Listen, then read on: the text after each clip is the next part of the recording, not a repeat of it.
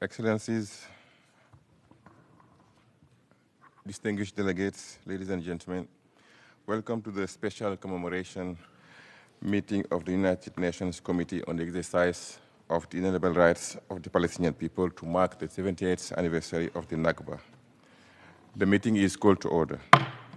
The provisional program was circulated in advance, and there being no objections, it is adopted. I will now offer a few brief remarks in my capacity as chair of the committee. Excellencies, distinguished delegates, ladies and gentlemen, 70 years ago, the Palestinian people endured the Nakba, the catastrophe of dispossession, exile, and loss. For the Palestinian people, the Nakba is not a chapter closed in 1948. It is not a memory confined to photographs, keys, dates, and stories passed from one generation to the next. It is a continuing catastrophe. It continues in the refugee camp. It continues at the checkpoint. It continues in the demolished home. It continues in the uprooted olive tree and the lost orange groves. It continues in Gaza, where entire neighborhoods have been reduced to dust. This year, we mark the Nakba while Gaza lies in ruins. Families who survived bombardment now face hunger, disease, displacement, and the daily struggle to find water, medicine, and shelter. A recent assessment estimated direct physical damage in Gaza at $35.2 billion with reconstruction and recovery needs exceeding $71 billion. These figures are staggering. But behind every figure is a home, a school, a hospital, a life interrupted, a future deferred, and even now Palestinians in Gaza are told there is a ceasefire. But what kind of ceasefire leaves children killed, families displaced, aid obstructed, and whole areas beyond reach? This is not a ceasefire, it is less fire. And less fire is not peace. Peace cannot be measured by the reduction of explosions alone. Peace means safety. Peace means dignity. Peace means the right of a people to live, to rebuild, to return, and to determine their own future. Ladies and gentlemen, the ongoing Nakba is also visible across the occupied West Bank, including East Jerusalem. Settler violence has reached appalling levels. Demolitions, forced displacement, land confiscation, illegal settlement expansion, and movement restriction are not isolated incidents. They are part of a system that denies the Palestinian people their inalienable rights. This committee was created because the question of Palestine is a question of justice. It is a question of international law. It is a question of the credibility of this organization. On this solemn anniversary, we remember the hundreds of thousands of Palestinians uprooted in 1948. We honor their descendants, millions of Palestinian refugees whose rights cannot expire with time. We reaffirm that the right of return, the right of self-determination, and the right to independence are not symbolic claims. They are rights under international law and repeatedly affirmed by the United Nations. Ladies and gentlemen, the Nakba continues because impunity continues. It will end only when unlawful occupation ends. It will end only when displacement ends. It will end only when the Palestinian people are free. Today, we call for a permanent ceasefire in Gaza for full humanitarian access. Today, we demand accountability for violations of international law. Today, we reiterate our commitment to the two-state solution as the only path to a sustainable peace. Today, we maintain that Palestine must be independent, sovereign, contiguous, and viable, based on the pre-1967 lines with East Jerusalem as its capital. 70 years ago, 70 years is too long. The Palestinian people have waited long enough for justice. The world must not ask them to wait any longer. Thank you very much. I now give the floor to His Excellency Mrs. Annalena Barbo, President of the General Assembly, who will have to leave the meeting at 10:30. You have the floor, Mr. PG. Thank you. Good morning, Excellencies, ladies and gentlemen. Palestinian poet Mahmoud Darwish, in his poem Passports, wrote, I quote, "My homeland is not a suitcase. I'm no traveler." This line, amongst many others, captures the plight of the Palestinian people in the wake of the Nakba, the displacement and dispossession of more than 500,000 Palestinians since 1948. They were removed from their homes, their houses destroyed, their lives and livelihoods upended. In a moment, entire people scattered. It is a pain that endures across generations and thousands of kilometers. It is a pain for which only meaningful justice can provide relief. It is a pain which unfortunately lasts until today, until this minute. It is precisely because of this enduring pain that the responsibility of this institution remains so urgent. One of the first tasks of the United Nations was to find a just solution to conflicts and crises across the world, including the question of Palestine. For 78 long years, this institution, alongside numerous other peace processes, has worked to address the Israeli-Palestinian conflict. The long-promised two-state solution, recognized as the only sustainable path to peace, security, and prosperity for Palestinians and Israelis, and the only real answer to the question of Palestine, remains out of reach. Indeed, as his chair mentioned, the situation in Gaza and the West Bank has not only deteriorated, but is approaching a breaking point. Exacerbated by the conflict in Gaza, the expansion of illegal settlements in the West Bank, the increase in settlers attacks against Palestinians, and the broader instability engulfing the Middle East. According to OCHA, since January 2023, 45 Palestinian communities have been fully displaced across the West Bank due to settler attacks and related access restrictions, including 9 communities in 2026, with reports of women and girls increasingly exposed to sexual violence, all in violation of international law, including applicable UN resolutions. These shocking developments underscore the precarious plight of Palestinians and once again spotlight the inability of the international community and this institution to deliver dignity, justice, and security to the Palestinian people. Excellencies, past failure is no excuse for future inaction. The United Nations has a 78-year-long responsibility to address the question of Palestine and must continue pushing for a just and lasting solution in accordance with the UN Charter, international law, and UN resolutions. In this regard, I commend the membership once again for the adoption last September of the New York Declaration. We know what to do.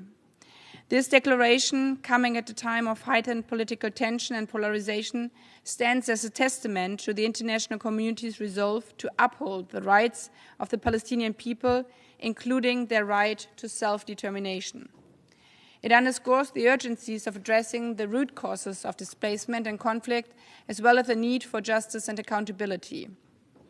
I therefore urge Member States again to recommit to the New York Declaration and embrace it also here, in this UN halls, to redouble efforts towards the realization of the two-state solution, recognizing that a future where the State of Israel and the State of Palestine can live side by side in peace, security, and mutual respect is neither a threat for Israel nor a reward for violence, but rather an investment in long-term peace, security, dignity, and equal rights for all.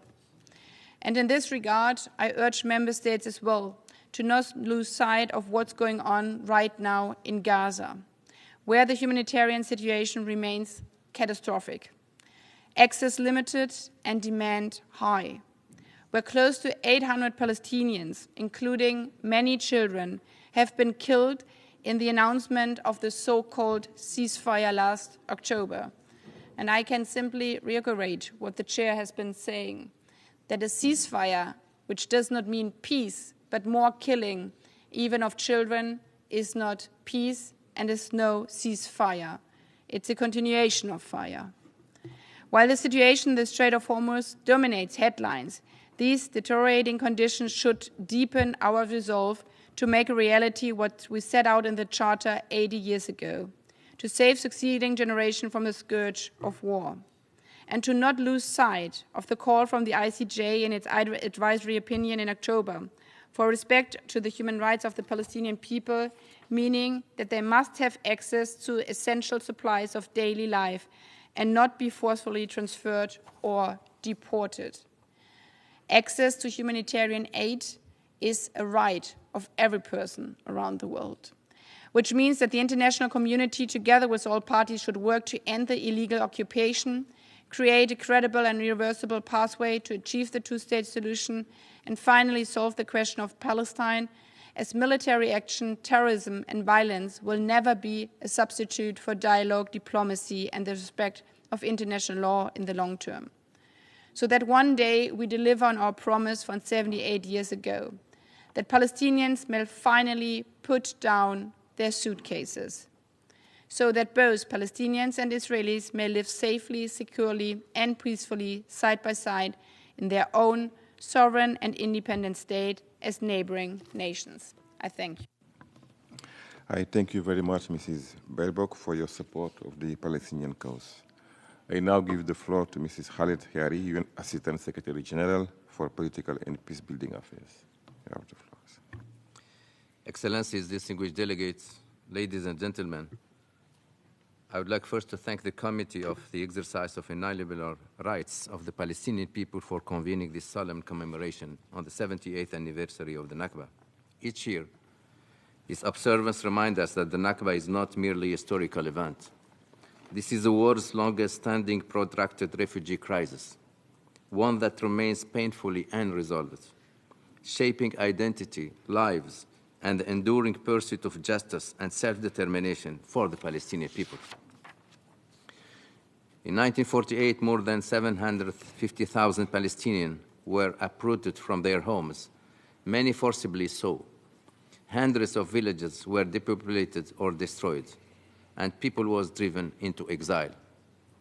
Since then, the international community has responded by reaffirming core principles of international law, the inadmissibility of the acquisition of territory by force, the right of peoples to self-determination, and a just and agreed resolution of the Palestine refugee questions in line with relevant United Nations resolution. 70 years on, these principles remain unfulfilled. Excellencies, the situation in Gaza today is a catastrophe of grave proportions. Since the horrific terror attacks of Hamas on 7 October 2023, devastation from the subsequent war is staggering. The ceasefire remains fragile, and civilians continue to be killed and displaced. Homes, hospitals, schools, and other essential infrastructure have been destroyed. More than 85% of Gaza's population has been displaced, many repeatedly so. In the occupied West Bank, including East Jerusalem, the United Nations continued to document systematic displacement of Palestinians, home demolitions, settlement expansions, and the proliferation of outposts. Settler-related violence has increased in frequency and severity, while impunity for settlers remain persistent. Israeli military operations have caused widespread destruction and displacement, including the forced displacement of over 40,000 Palestinian refugees from camps in the northern West Bank since early 2025. The Secretary General has been clear. All Israeli settlements in the occupied West Bank, including East Jerusalem, have no legal validity and are in flagrant violation of international law and relevant UN resolutions. Moreover, as reaffirmed by the International Court of Justice in its advisory opinion of 19 July 2024, Israel's occupation of the Palestinian territory, including East Jerusalem and Gaza, is unlawful and must end. Excellencies, the United Nations has been clear. Gaza and the West Bank, including East Jerusalem, constitute a single political and territorial unit. Addressing one while neglecting the other entrenches fragmentation and perpetuates instability. Sustainable peace will not be achieved through humanitarian mitigation alone. Illegal measures to alter East Jerusalem's demographic composition and restrict freedom of worship and Palestinian presence threaten the city's unique religious, cultural, and historical character. Jerusalem must remain a city shared by all, whose final status is resolved through negotiations in line with international law.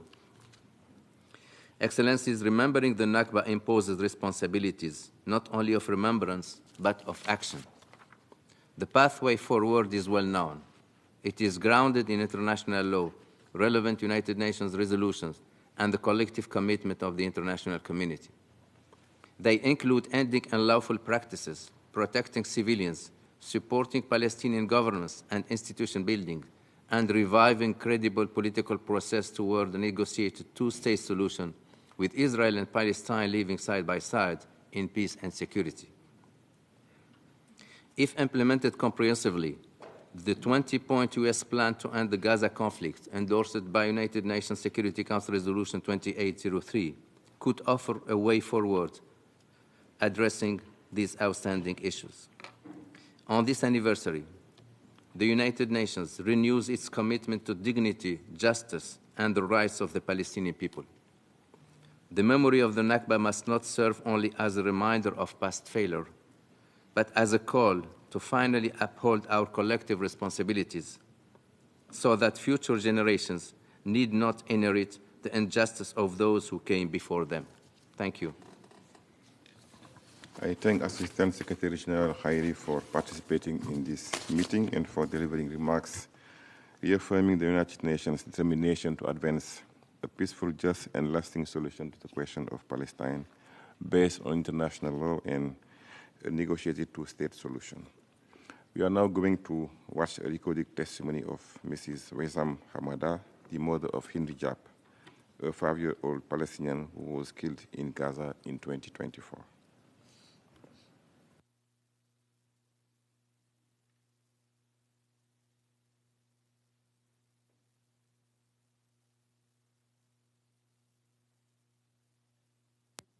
مرحبا أنا وسام حمادة والدة الطفلة.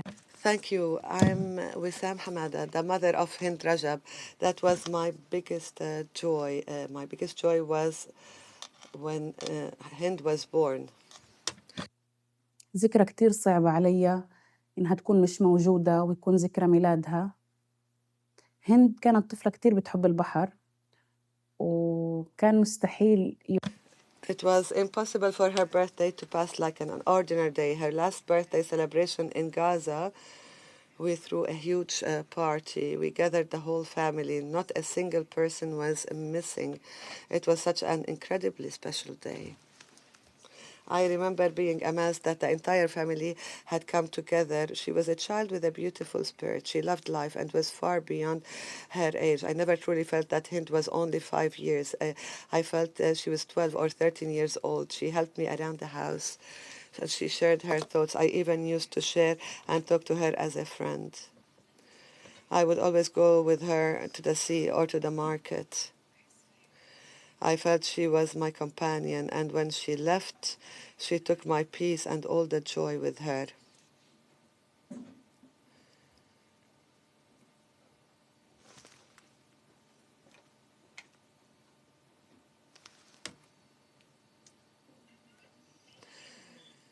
Hello, dear. They are shooting at us. Hello? They are shooting at us. The tank is next to me. Are you hiding? Yes, in the car. We're next to the tank. Are you inside the car?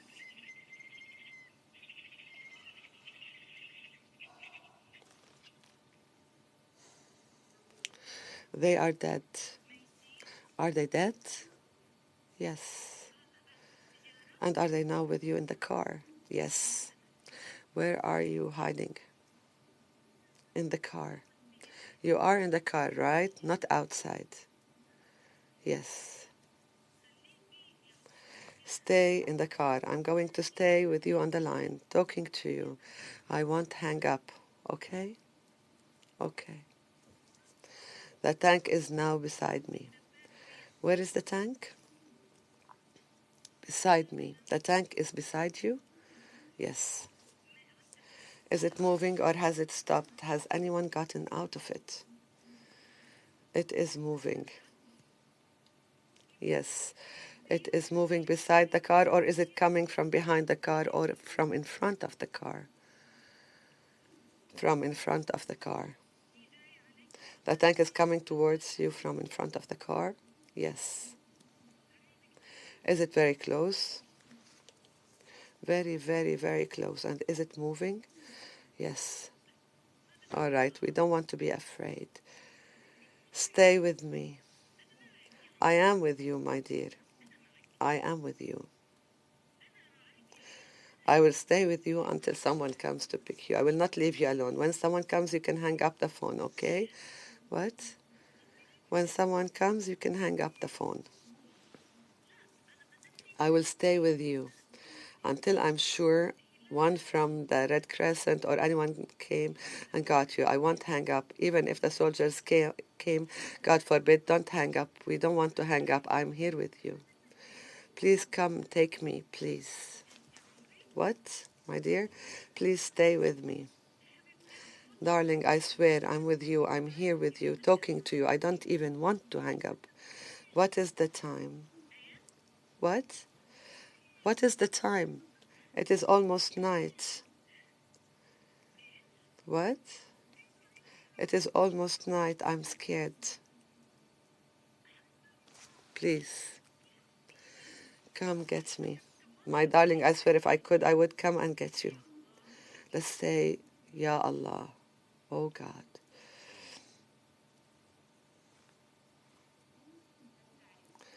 Do you know what it feels like when your child begs you to save them from an Israeli tank or from the fear of death? Or because they witnessed their loved ones being shot before their eyes? That is exactly what I lived through as a mother. My child was executed with 335 bullets by the Israeli occupation army. And yet I know I'm not the only mother. Tens of thousands of mothers in Gaza have endured and continue to endure devastating losses, but their voices are unheard and their stories undocumented. Tens of thousands of children remain trapped beneath the rubble, crying out to be saved. But their small voices were silenced, either by the silence of the world or by a second airstrike. I speak to you today with a heart full of grief, but we do not accept apologies, nor are we seeking condolences. As a grieving Palestinian mother, I ask all of you as fathers, mothers, and human beings, can you imagine what it feels like for a mother when her child screams from endless, terrifying nightmares? Can you imagine what it means for your child to be hungry, to draw food instead of eating it, and then fall asleep dreaming about food? Do you know what it means for a child to search for safety beneath your dress, believing it can protect them from airstrikes? Our Nakba is still ongoing, and the displacement continues. Entire families are being uprooted and illegally forced out of their homes, not knowing whether they will ever return. Families are deliberately torn apart, and children are deprived of their parents. Years pass without family gatherings or the chance for a final goodbye. Fathers, mothers, children, and family members have disappeared, and their fate remains unknown. These are not numbers listed in reports. They are human beings with existence, memories, and lives that have been deliberately erased.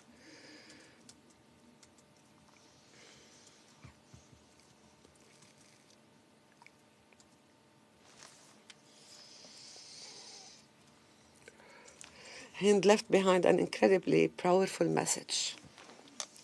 And for a child to receive all this love means that God loved her deeply.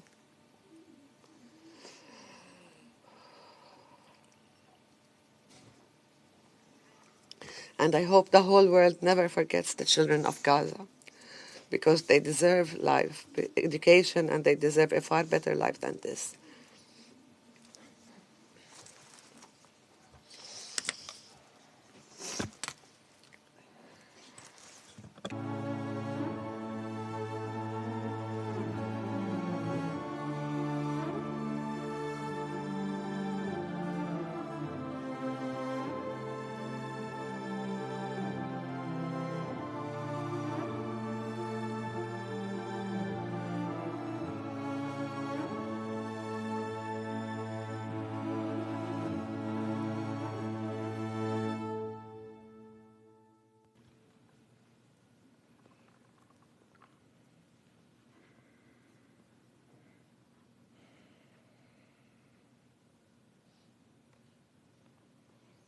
Thank you. I now have the floor, the honor to give the floor to His Excellency Mr. Riyad Mansour, Permanent Observer of the State of Palestine to the United Nations, who will read out a statement from His Excellency Mr. Mahmoud Abbas, President of the State of Palestine. You have the floor, Mr.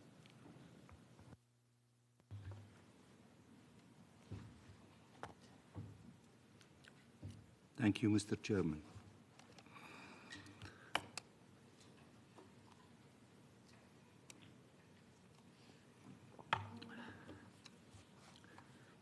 One needs to breathe, after that powerful testimony of the mother of Hind Rajab.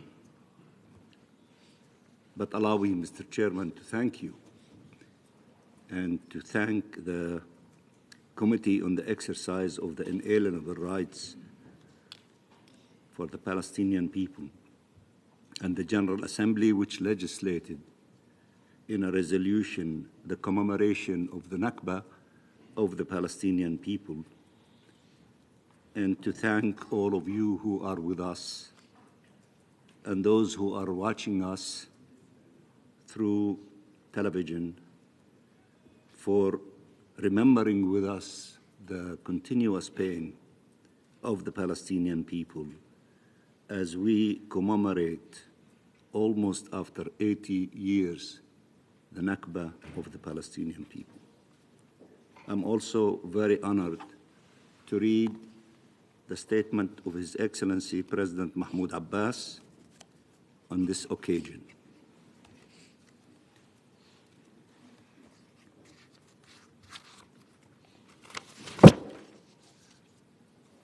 Sayyid Antonio.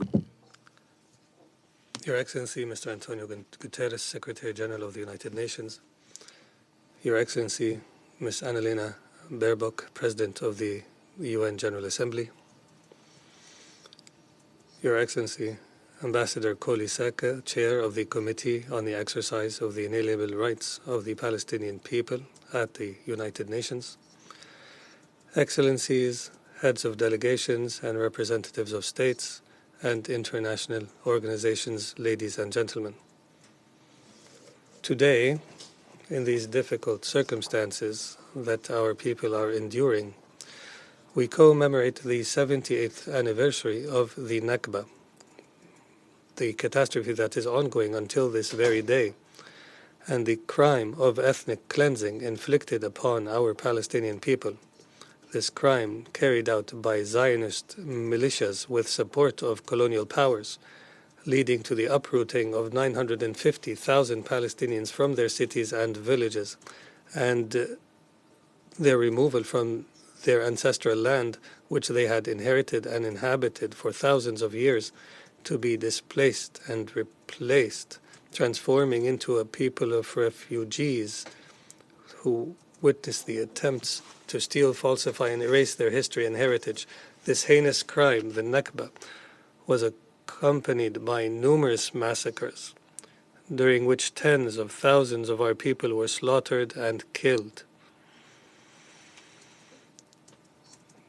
Women, children, and men, and their homes were looted, and their cities and villages were destroyed.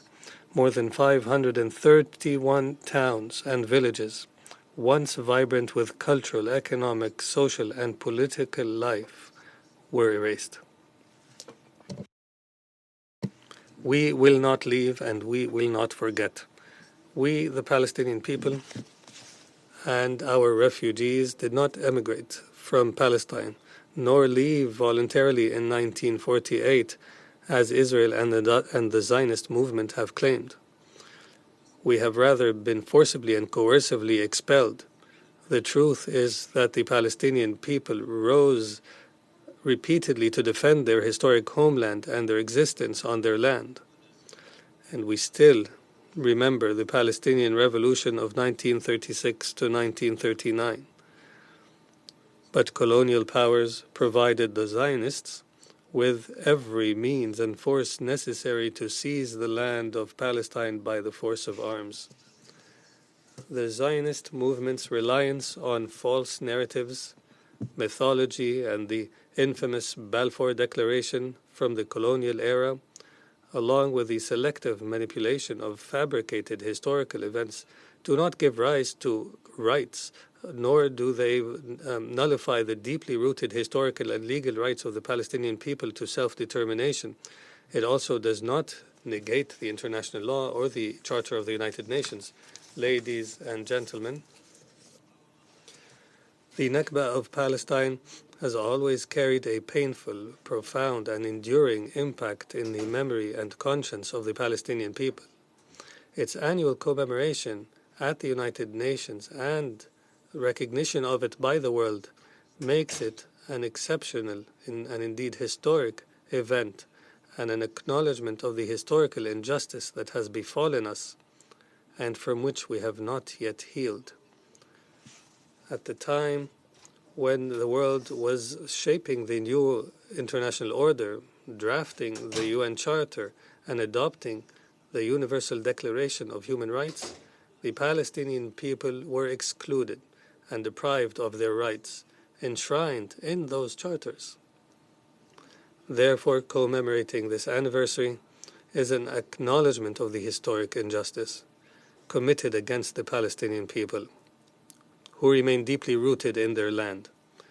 And it is a step in the right direction towards rectifying this injustice. It affirms that our vibrant people cannot be ignored, nor can their inherent right to self-determination, independence, return, and sovereignty similar to all other nations. No one in this world, and I repeat, no one else, has the right to determine the fate of the land of Palestine. And whoever believes that peace and security can be achieved without realizing the rights of the Palestinian people, ensuring the independence of their state, and uprooting the Israeli occupation, regardless of how long it takes. Whoever thinks so is delusional. Ladies and gentlemen, today our Palestinian people, wherever they are, young and old, in Palestine and in the diaspora, commemorate the 78th anniversary of the Nakba, reaffirming our eternal bond to the land. Israel believed it could erase our existence as if we had never existed, and steal our wealth, heritage, and culture. However, we remained, and we rose from the ashes of the Nakba, and we struggled until the United Nations and the entire world recognized our right to self-determination. The Palestine Liberation Organization, the sole legitimate representative of the Palestinian people, has led the Palestinian struggle in all its forms: popular, political, legal, and diplomatic. Since its founding until today, and through every stage of the struggle to confront the attempts to erase us from existence, has fought to preserve our rights, restore us to the international map, and root us in our land, and expose the falsity of the Zionist narrative, all the way to the recognition of the State of Palestine as a non-member observer state at the United Nations, its accession to international agencies and treaties, and raising the flag of the State of Palestine at the UN headquarters by a UN resolution. Ladies and gentlemen, Israel, the illegal occupying power, continues to commit crimes against our people and has committed genocide in the Gaza Strip, destroying more than 85% of the residential buildings, hospitals, schools, universities, churches, and mosques, and maiming and killing tens of thousands of Palestinians. It is working to expand its crimes and transfer their severity to the West Bank, including Jerusalem, through settler terrorism, accelerated settlement expansion and annexation, and through the piracy of our funds by withholding more than $5 billion with the aim of undermining the work of our governmental institutions.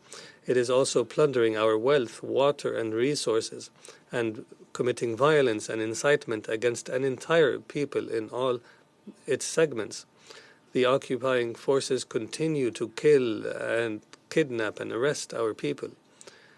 and withhold the bodies of our martyrs, abuse and torture our prisoners, and impose racist death sentences upon them. They terrorize our children, sever the ties between our villages, and displace, invade, bombard, and besiege our cities and refugee camps. The occupying forces and extremist groups led by ministers of this Israeli government also continue to violate the historic and legal status quo in Jerusalem, including at Al-Haram al-Sharif, in violation of agreements and international law, while destroying the two-state solution in full view of the entire world, without accountability or consequence, and without justice for the Palestinian people and their rights. We welcomed President Trump's plan for a ceasefire and the entry of aid and alleviating the suffering of the people in Gaza. We also welcomed Security Council Resolution 2803, which came after extensive efforts we undertook in partnership with the Global Alliance for the implementation of the two-state solution, which has resulted in the International Peace Conference, co-chaired by the Kingdom of Saudi Arabia and France, as well as the recognition of the State of Palestine by 21 countries during 2024 and 2025, bringing the total numbers of recognizing states of Palestine to 160 states. These efforts also led to the issuance of the New York Declaration to take irreversible steps towards the two-state solution and ending the Israeli occupation and realizing the independent and sovereign Palestinian state with East Jerusalem as its capital in accordance with international legitimacy resolutions and in a manner that fulfills the inherent rights of the Palestinian people, including the right of return of refugees as per Resolution 194. However, the ceasefire remains fragile. Our people are being killed. Gaza's geography is shrinking, and aid delivery is still obstructed in a clear Israeli violation of President Trump's vision and of Security Council Resolution 2803. Together with mediators and partners, we are now working to move into the second phase of the ceasefire agreement in order to proceed to the recovery and reconstruction phase. And in this regard, we reaffirm our vision of one state, one government, one law, and one weapon, and the necessity of a complete Israeli withdrawal from the Gaza Strip. Gaza is an integral part of the state of Palestine, and transitional arrangements must be conducive to the reunification of the West Bank and the Gaza Strip, paving the way for the realization of our people's right to self-determination and the independence of our state. After all this death, destruction, displacement, and devastation, the time has come for life, recovery, and rebuilding. Ladies and gentlemen, Israel continues its aggression against our people and the peoples of the region and continues to enact racist laws, the latest of which is the law to execute prisoners while entrenching an apartheid regime. Those who commit genocide, create apartheid, or kill, execute, and assault peaceful people cannot claim to be democratic or moral. These ordeals have tested our resilience. However, they did not weaken our determination. We will continue to work on building and developing our state institutions to serve our people. And despite the great challenges, our government is working in full capacity to implement broad reforms in the various areas of governance, transparency, digital transformation, strengthening the rule of law and justice, developing education, and unifying social protection systems, and strengthening the democratic path. We have come a long way after completing our local council elections and are heading towards our national council elections in November. We are drafting a new constitution and preparing laws for political parties and general elections on the path toward parliamentary and presidential elections. All this alongside our legal and diplomatic efforts in international fora aimed at ending the illegal Israeli colonial occupation. We will not relent in protecting the future of our children and the future of our people until the historical injustice and colonialism are ended and until the world fully recognizes the state of Palestine with East Jerusalem as its capital. We will also continue to strengthen our identity and preserve our memory. Even if the elders pass, our young ones will not forget, contrary to what they believed, planned, imagined, or fabricated. Israel has also failed to strip the free people of the world of their awareness and conscience. Blessed are the millions of supporters around the world. We thank them all for standing in solidarity with Palestinian inalienable rights. The Palestinian cause will remain the greatest test of the international system and its credibility. Here, in my own name and on behalf of the Palestinian people, I would like to extend my sincere thanks and gratitude to everyone who has believed and supported the justice of our historic cause and its centrality around the world. And I would like to thank all countries and peoples who stand in solidarity with us and support our legitimate struggle and who bear witness to our steadfastness and resilience on our land in Jerusalem and in the refugee camps in the homeland and in the diaspora. I also extend my gratitude to the chair and members of the Committee on the Exercise of the Inalienable Rights of the Palestinian People for their tireless efforts in the international fora and across the world to achieve the inalienable national rights of the Palestinian people, including the right to self-determination, independence of their state, and the right to return. Ladies and gentlemen, over the years, this international organization has adopted more than 1,000 resolutions affirming the inalienable rights of the Palestinian people in their homeland, including Resolution 181 of 1947, which called for the establishment of an Arab state for the Palestinian people on 45% of historic Palestine alongside the State of Israel, as well as Resolution 194, affirming the right of Palestinian refugees to return.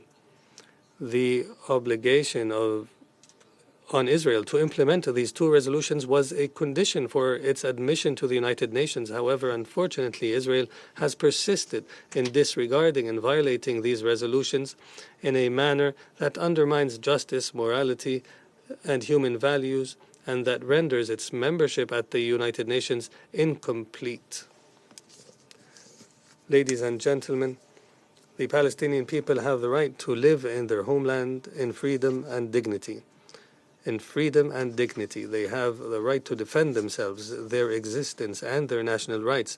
Allow me to say that they also have a right to expect the nations of the world and this international organization to help them achieve their freedom and independence, and to live in peace and security, as do all other people of the world. Today, more than ever, the world must stop denying the Nakba and the crime of ethnic cleansing inflicted upon the Palestinian people.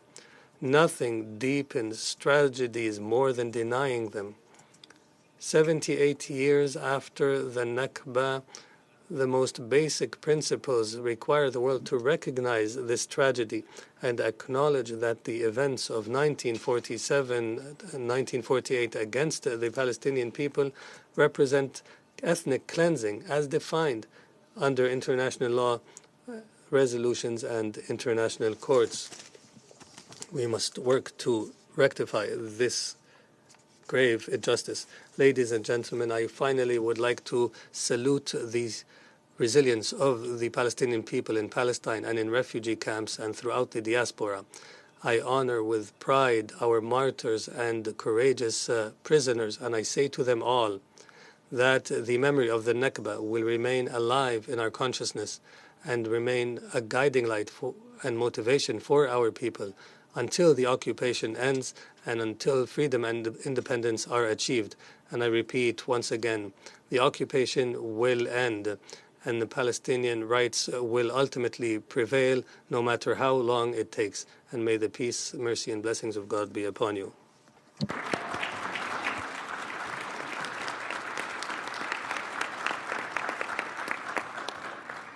Thank you very much, Excellency. Kindly convey our sincere gratitude and appreciation to His Excellency Mr. Mahmoud Abbas, President of the State of Palestine, for his particularly important message. I thank the President of the General Assembly also, who have to leave the meeting for another engagement. Thank you very much. Excellencies, we will now watch a testimony from the family of Aus al-Naisa. Please, the video.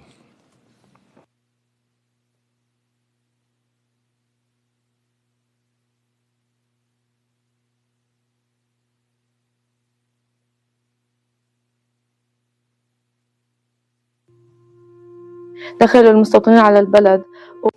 The settlers stormed the village and the homes, and my father was killed by the shots of the settlers. We experienced sorrow and the loss of our father when he should have been among us. He was killed in 2019. I was 2 years old, and I didn't understand what happened. I was too little. I couldn't understand. 7 years later, history repeats itself. My brother, who was our backbone, and I thought we would never be separated, and I thought we had experienced enough loss, he went to school like any child to learn. He had his midterm exams. Settlers attacked the school.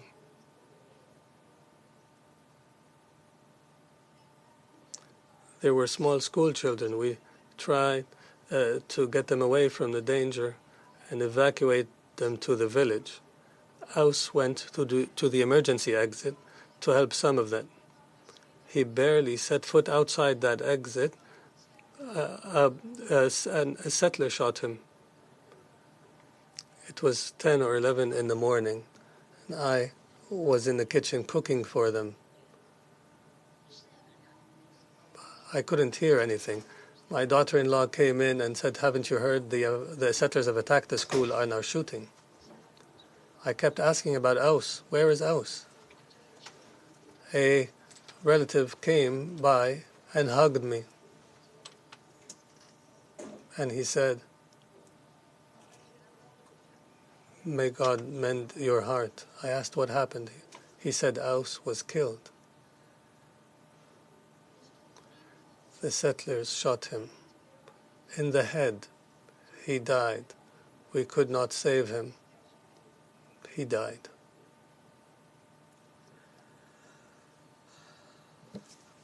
I am scared to go to school.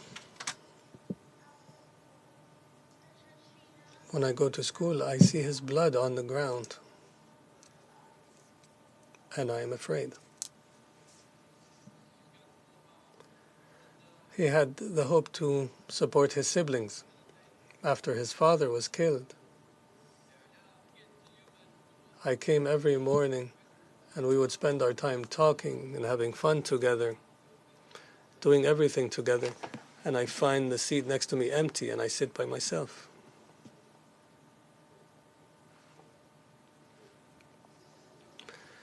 Aus, there is nothing more beautiful than Aus. Everybody loved him.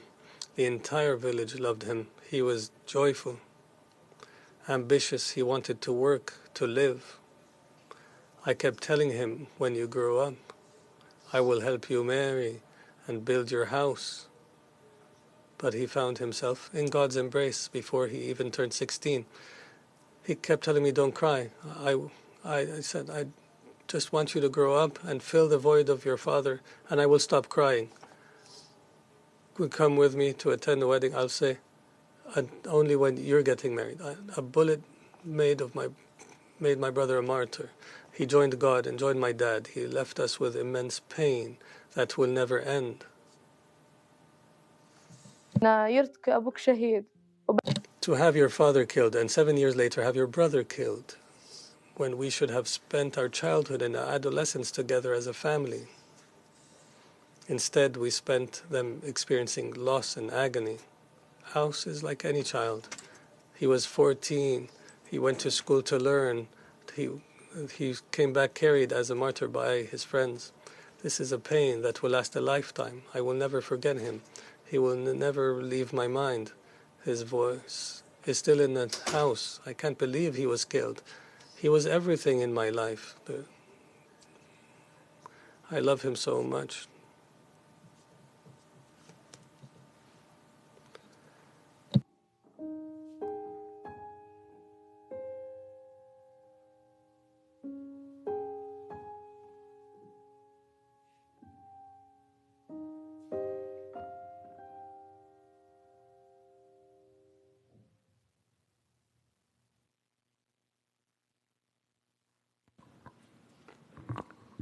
Thank you very much for this absolutely heartbreaking video. We will now watch testimonies of survivors of the Nakba and its ongoing manifestations, as well as a tribute to Walid Khalidi, historian of Palestine and the Nakba, by His Excellency Tarek Mitri, Deputy Prime Minister of Lebanon and Chair of the Board of Trustees of the Institute for Palestine Studies.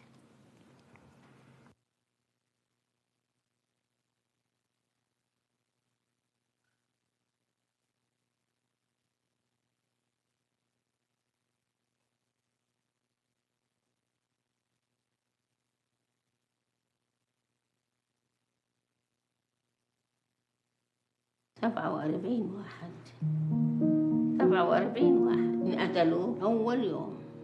هذا من العيلة تبعتنا لحالنا.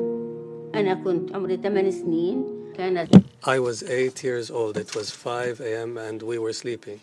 They invaded our home and sprayed my father with bullets. They executed him. My mother was taken as a prisoner.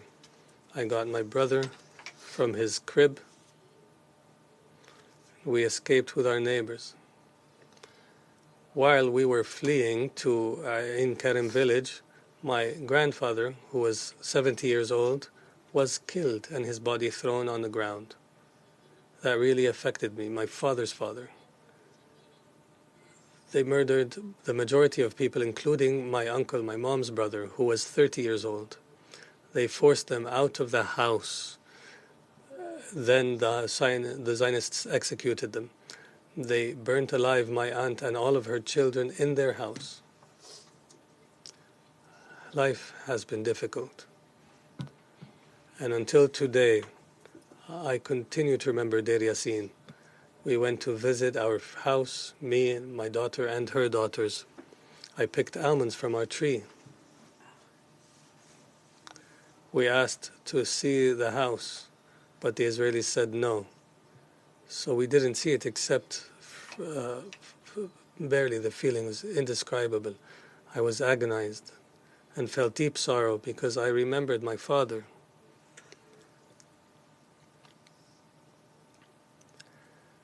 I remembered him so vividly. How he would sit on the veranda with his argile. He would sit and smoke. Visiting the house had a deep impact on me. I remember everything about it. Back then there were no hardships. We would go to school and return. It was a beautiful life. This is me when I was 15 years old. I swear, if you told me Palestine is liberated, I swear I'd be the first one back to Deir Yassin.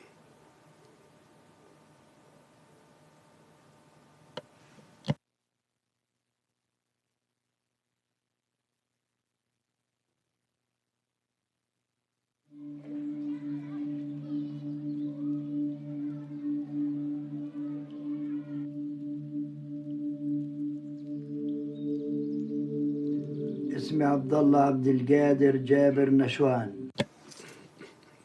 I'm from Al Dawaima.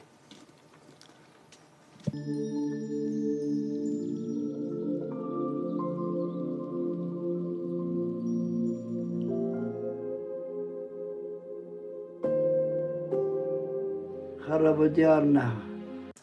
They destroyed our lives. They kicked us out from our homeland and displaced us in different locations.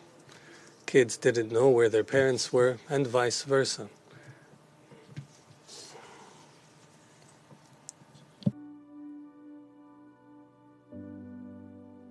روحي فلسطين. Palestine is my soul. It is all I dream and think about. Palestine is my whole life.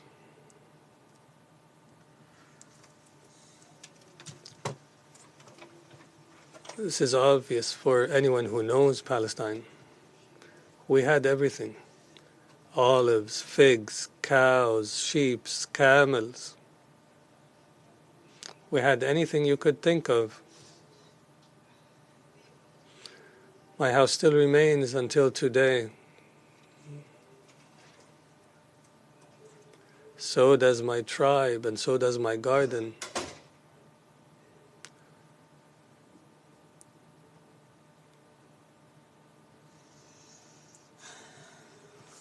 Whoever knew Palestine back then would die of anguish. Palestine is heaven.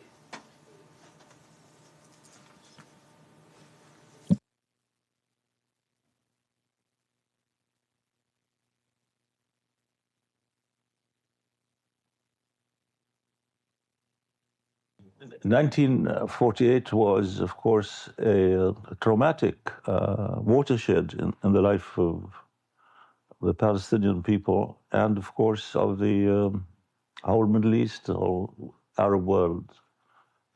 And for Palestinians in particular, there was the need to put on record what happened and how it happened and to whom it happened and by whom what happened. It's an honor to join you in celebrating Walid Khalid's life and enduring legacy. I had the privilege of being associated with him in the Institute of Palestine Study that he founded and that I preside. He led the Institute for so many years in so many different ways. Throughout those years, he has been an inspiring mentor to me and to many, and a very dear friend. Walid Khalidi is a leader, a public intellectual, a remarkable historian, and a role model for a large number of Palestinian, Arab, and European academics who worked on transforming Palestinian history from fragmented stories into a rigorous discipline. Khalid's work was never about the past. It was about speaking the truth in a convincing and coherent manner. One of his seminal works, All That Remains, Kay La Nansa, is an exceptional piece of scholarship. He reconstructed a map that the occupiers of Palestine tried to erase. The names of depopulated villages were intertwined into a story. He constantly reminded colleagues at IPS and beyond how best we ought to reconcile our commitment to a great cause with intellectual rigor. He always insisted that Palestinian history must be treated both as a memory and a constellation of established, verifiable facts in order to become a potential tool for upholding justice. Walid Khalidi ensured that the Palestinian story is told with dignity and precision. He did not just write history, he did not just cite sources, he rescued them. He paired a brilliant mind with an unbreakable heart for both those of us who knew him worked with him and loved him will miss him dearly. We are all called to follow his steps with the same commitment. May his memory be eternal.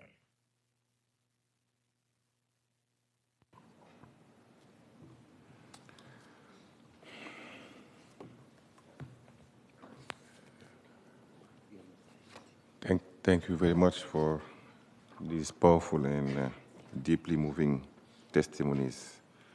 They remind us that behind every statistics are human lives, memories, and enduring pain that the world should never forget.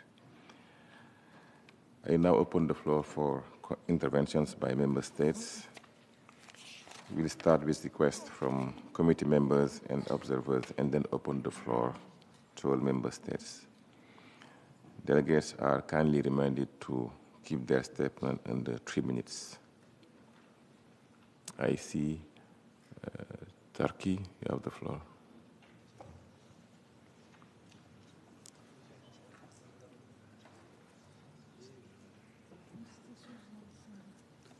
Mr. Chairman. Okay. Mr. Chairman, thank you very much. Excellencies, ladies and gentlemen, allow me on behalf of the OIC group to extend my deepest appreciation to the organizers of this important annual event.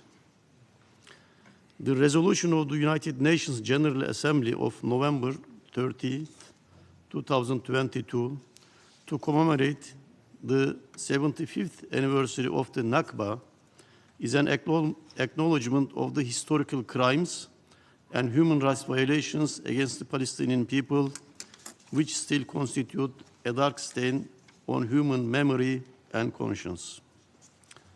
There is no doubt that the continued Israeli occupation of the Palestinian territory and the injustices suffered by the Palestinian people over a period of 78 years represents a setback for the values of freedom and justice, which is enshrined in the United Nations Charter and remains a preemptory norm of international law.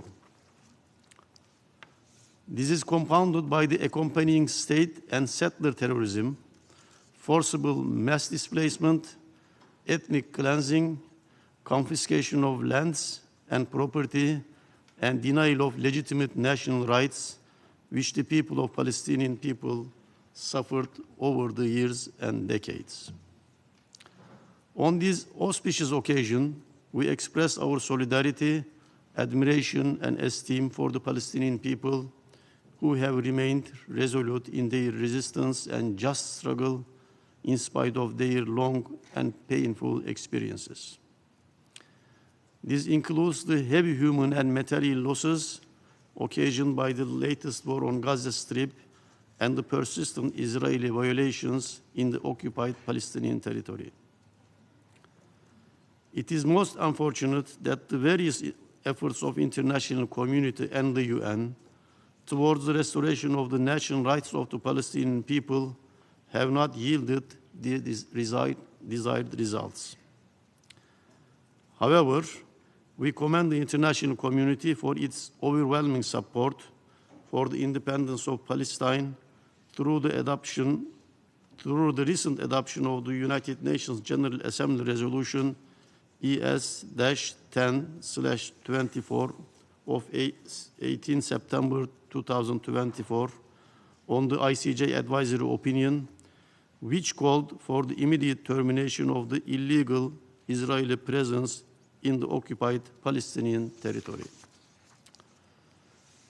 In the same way, we hail the outcome of the high-level international conference on the Palestinian question and the implementation of the two-state solution, which resulted in the recognition of the state of Palestine by many UN member states, and which provided a clear indication of the global support for the achievement of a Palestinian independence and sovereignty and Palestine's full membership in the United Nations.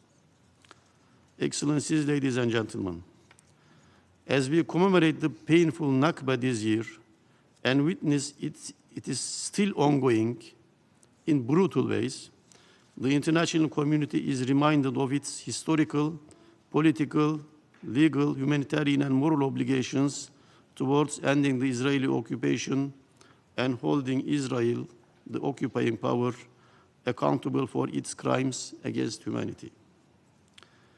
This includes correcting the historical injustice that still befalls the Palestinian people and finding a just, comprehensive, and lasting solution to their cause in accordance with the relevant UN resolutions, the principles of international law, and the Arab Peace Initiative. As we seek a just and lasting solution of the Palestinian cause, we endorse the salient commitment in the New York Declaration on the imperative of entrusting the Palestinian Authority solely with all matters relating to governance, law enforcement, and security throughout all the Palestinian territory, along with international support, while we welcome the one state, one government, one law, one gun policy of the Palestinian Authority. Accordingly, we welcome the comprehensive peace plan on Gaza and call for the urgent provision of relief and humanitarian support at scale for the Palestinian people in Gaza and elsewhere in the occupied Palestinian territory. In this regard, we stress the roles of the various United Nations agencies, particularly UNRWA, in ensuring a coordinated humanitarian response aimed at alleviating the existential challenges of the Palestinian refugees and displaced persons. In this regard, we call for an urgent adherence to the advisory opinion issued by the International Court of Justice on October 22 at year 25 and emphasize the importance of providing political, financial, and legal support to UNRWA. In conclusion, the OIC reaffirms its unwavering support for the Palestinian people in their just struggle for the recovery and exercise of their national rights, foremost of which is their right to return and the realization of the independence of the State of Palestine on the pre-1967 borders with East Jerusalem as its capital. OIC also calls on member states to support the inalienable rights of the Palestinians and recognize the State of Palestine and support its admission as full member state of the United Nations. While concluding my statement on behalf of the OIC group, let me add the following in my national capacity. Mr. Chairman, Turkey strongly condemns in the strongest terms the recent Israeli decisions and measures aimed at imposing unlawful Israeli sovereignty, entrenching settlement activity, and enforcing a new legal and administrative reality in the occupied West Bank. Expansionist Israeli policies and illegal measures pursued by the Israeli government in the occupied West Bank only serve to fuel violence and conflict in the region. They undermine the two-state solution and represent an assault on the inalienable right of the Palestinian people to realize their independent and sovereign state. After decades of efforts, it is clear that the two-state solution remains the only viable path toward achieving peace, justice, and stability in the region. Many member states sitting here today, including my own, made extraordinary sacrifices to claim their rightful place as sovereign states. The State of Palestine deserves to be recognized as a sovereign state and sit amongst us as a member of the United Nations. On this day, Turkey once again calls on the international community to stand with the Palestinian people and commit fully to the implementation of the two-state solution. Tahiyyat ila ash-sha'b ash-shaqiq. We salute our sisterly and heroic Palestinian people. Thank you. Thank you very much, Turkey, on behalf of OIC. I will give the floor to Libya on behalf of the Arab group, and after Libya, we'll come to the list as provided by the Secretariat. Please keep your statement under 3 minutes. since we have a long list of speakers. Libya. Thank you, Mr. Chair.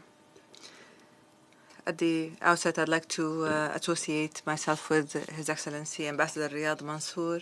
I find it difficult to speak after all that we've seen this morning, after the testimonies that we've heard from the people, the voice, the innocence of a child as it is being, as she is being killed in such cold blood. Mr. Chair, we meet today not simply to commemorate a historic event, but to stand before a wound that continues to bleed for the past 78 years. And here I have the honor to deliver this statement on behalf of the Arab group. I start by expressing our appreciation for the efforts of this esteemed committee in shedding light on the continued suffering of the Palestinian people and defending their rights that have been endorsed by divine laws and the laws of the land, but unfortunately are being wasted in reality because of double standards in the international arena.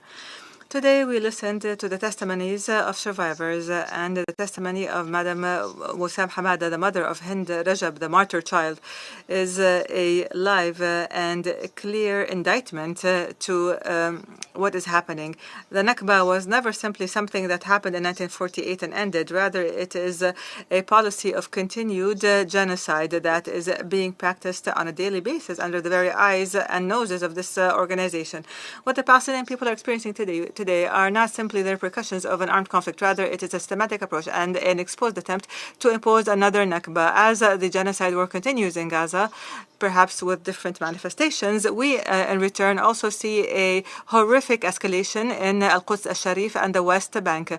UN reports have recorded that the first 3 months of this year, more than 540 terrorist attacks by the settlers with the protection of the occupation forces that have killed 330 martyrs. And this is in line, this bloodshed comes along with a comprehensive demographic war that witnesses a dangerous escalation in settlement activity that aims to dismember Palestinian territories, not to mention the policies of confiscation of the Palestinian authorities' revenues that are required to allow it to function. And here I would like to confirm the following.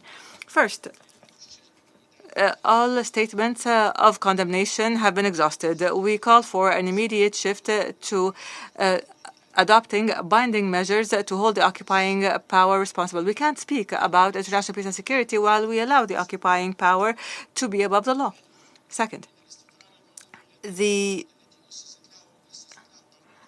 what the United Nations resolutions have established is including several resolutions and the New York Declaration. All of these resolutions will simply remain ink on paper if they do not become executive orders that put an end to the systemic destruction of the Palestinian people and put an end to the occupation at its roots. Third, the Arab group condemns in the strongest of terms attempts at the political and the financial liquidation of the UNRWA. The UNRWA is not simply a relief organization, rather it is a witness to the Nakba, and any attempt to harm it is a miserable attempt to eliminate the cause of the refugees and their sacred right to return. Therefore, we condemn any efforts to obstruct humanitarian action and humanity in the occupied Palestinian territories, and we demand an instant lifting of anything that is imposed on UNRWA and the work of its people in implementation of relevant General Assembly resolutions and to guarantee that it is funded and properly protected.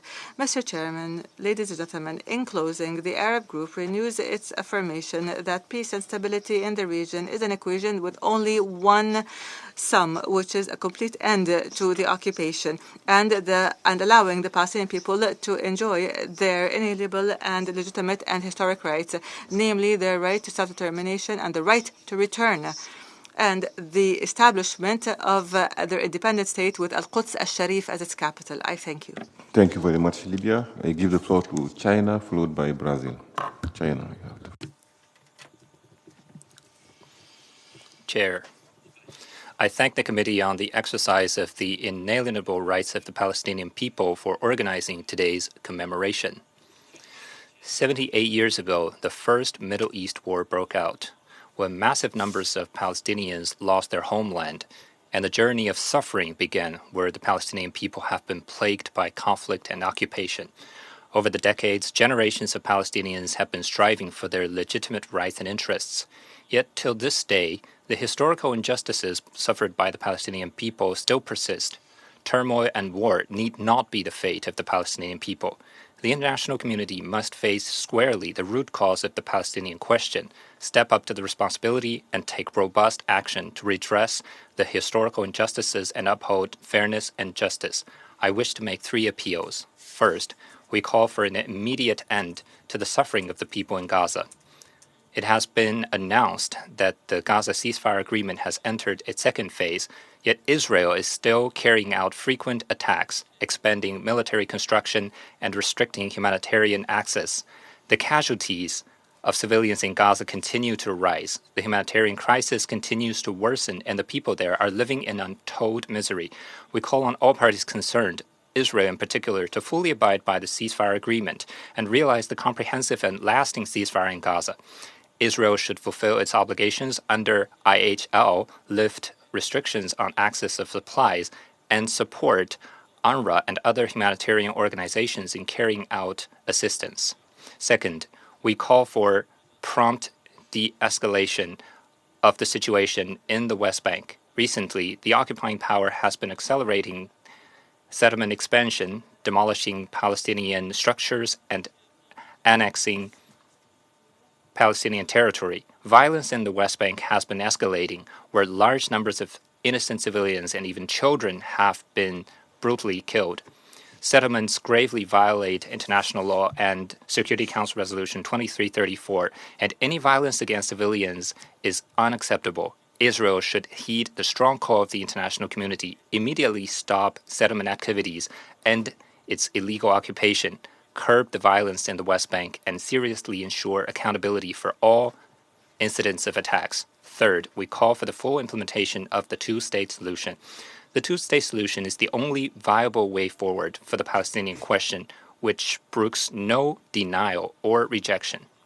The international community should further build consensus, take irreversible steps to implement the two-state solution, and stop unilateral actions seeking to undermine the foundation of the two-state solution.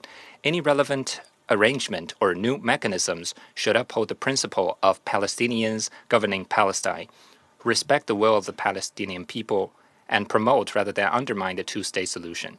Chair, on the Palestinian question, China has always upheld fairness and justice, firmly supported the Palestinian people's just cause of restoring their legitimate national rights, supported the early establishment of a fully sovereign and independent state of Palestine based on the 1967 borders with East Jerusalem as its capital, and supported the early admission of the state of Palestine as a full member of the UN. We will work together with the international community for the comprehensive, just, and lasting settlement of the Palestinian question at an early date so that the Nakba will remain forever in the past and that peace and tranquility will become reality. I thank you, Chair. Thank you very much, China. I give the floor to Brazil, followed by Nicaragua. Brazil, you have the floor. Thank you, Mr. Chair. Brazil thanks the Committee on the Exercise of the Inalienable Rights of the Palestinian People for convening this meeting to mark the 78th anniversary of the Nakba. This annual commemoration is indispensable to honor all the many victims of Nakba, deceased and alive. But it is not only an act of remembrance, it is also a call to action. The Nakba remains an open wound for the Palestinian people and for many peoples in the world, and the Palestinian rights, dignity, and national aspirations continued to be tragically denied. As President Lula warned before the General Assembly last September, and I quote, "The Palestinian people are at risk of disappearing," end of quote. This is a moral and political warning that the international community must not ignore. Brazil reiterates its deep concern at the ongoing deterioration of the situation in the occupied Palestinian territory, including Gaza, the West Bank, and East Jerusalem.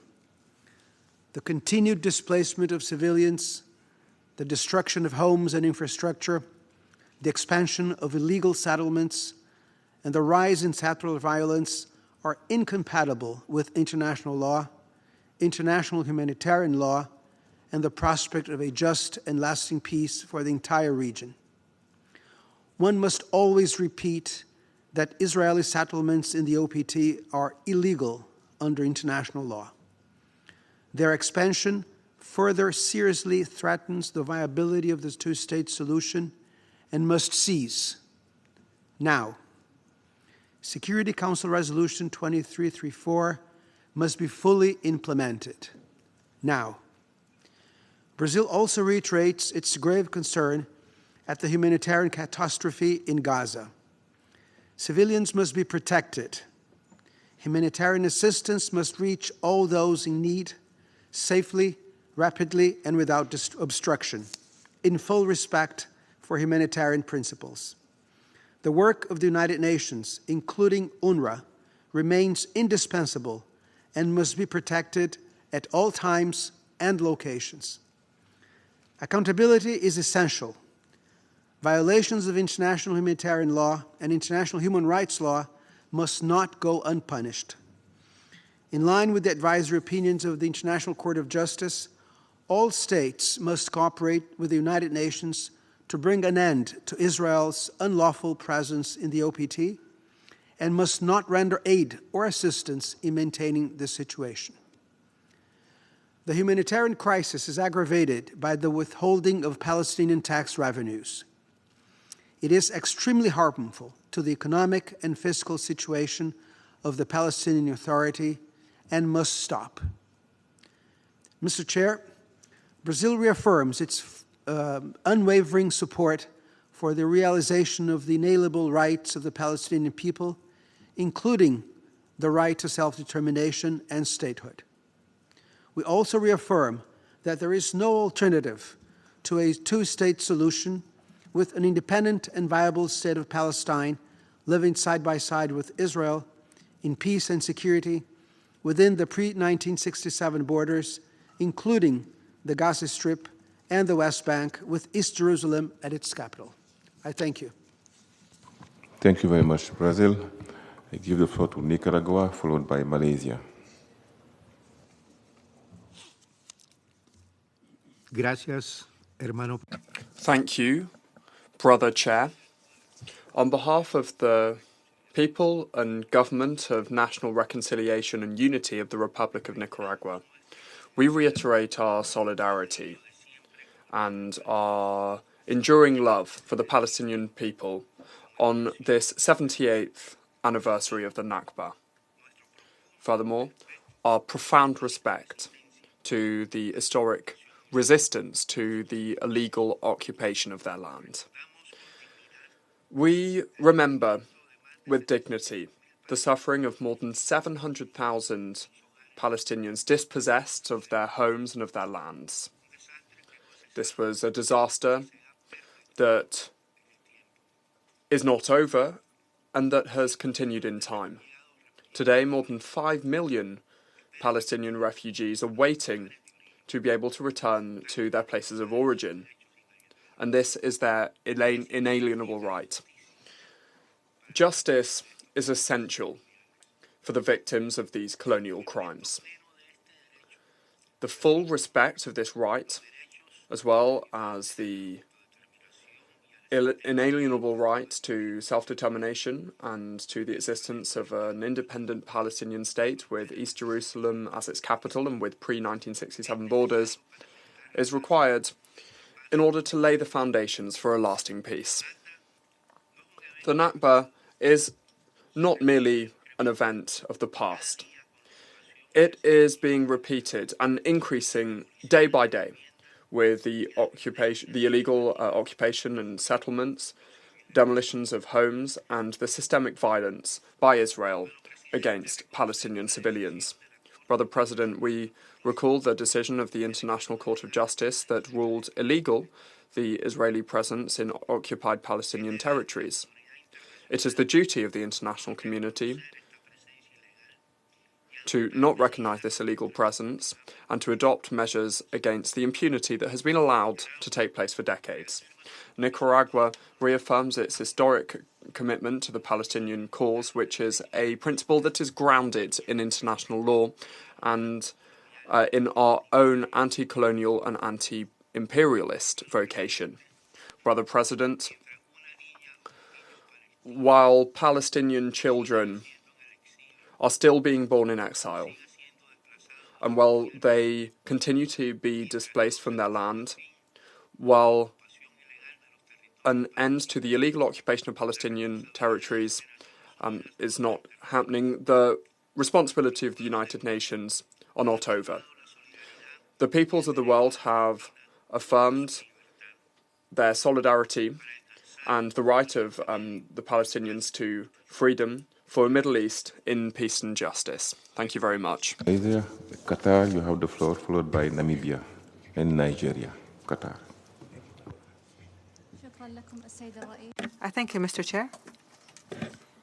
First, the State of Qatar would like to express its appreciation for the efforts of this esteemed committee and for its pivotal role in enabling the Palestinian people to exercise the inalienable legitimate rights. We confer the importance of the adoption of GA Resolution 82/79, and we are proud as Qatar to be one of the co-sponsors of this resolution, and we welcome this important measures. We stress that recognizing the Nakba is an indispensable basis for any peaceful, just, and comprehensive resolution to the Palestinian cause.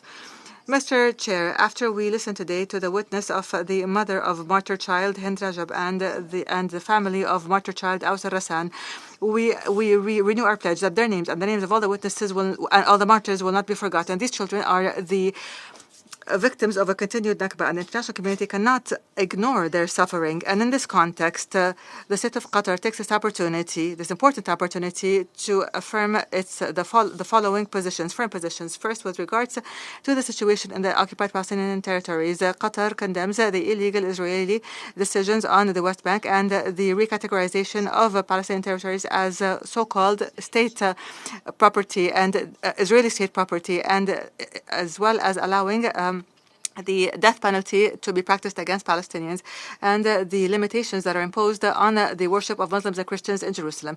Second, with regards to the Gaza Strip, Qatar stresses the importance for all parties to abide fully by the ceasefire in Gaza and to open corridors to allow for humanitarian access in a sustainable and unobstructed manner. The State of Qatar has confirmed its full and set commitment to the Board of Peace in order to perform mediation and until the Sharm el-Sheikh agreement was signed with everyone. And here, Qatar stresses the need to implement Security Council Resolution 2803.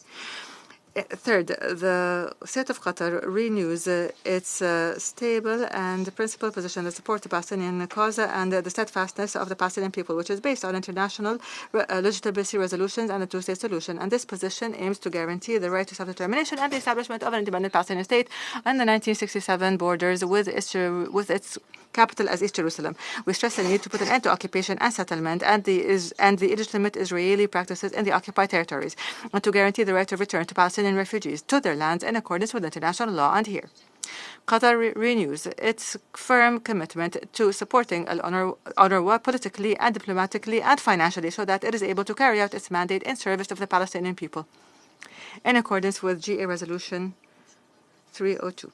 I thank you, Mr. Chair. Thank you very much, Qatar. Malaysia, you have the floor, followed by Namibia. Thank you, Chair. I thank the families and survivors for their moving testimonies. Malaysia joins the tribute to the historian Walid Khalidi and aligns itself with the statement on behalf of the OIC. The Nakba remains a tragic event in history. It is also the continuing struggle of the Palestinian people against dispossession, exile, illegal occupation, and denial of their inalienable rights. Yet, despite this immense suffering, the Palestinian people have remained resilient in their legitimate pursuit of justice, dignity, freedom, and self-determination. The Nakba continues today in the occupied West Bank, in East Jerusalem, and in Gaza. It continues through forced displacement, the demolition of homes, the destruction of infrastructure, the restrictions on movement through settler violence, and the relentless expansion of illegal settlements. These are not isolated incidents. They form part of a broader and continuing policy that entrenches occupation, fragments Palestinian land, and seeks to undermine the realization of the two-state solution. Malaysia calls for urgent, concrete, and substantive action by all member states to halt the expansion of illegal settlements, to end settler violence, and prevent further forced displacement of Palestinians. The international community must act to stop the Nakba. Mr. Chair, accountability must be at the center of our collective response. There can be no lasting peace while violations of international law continue with impunity.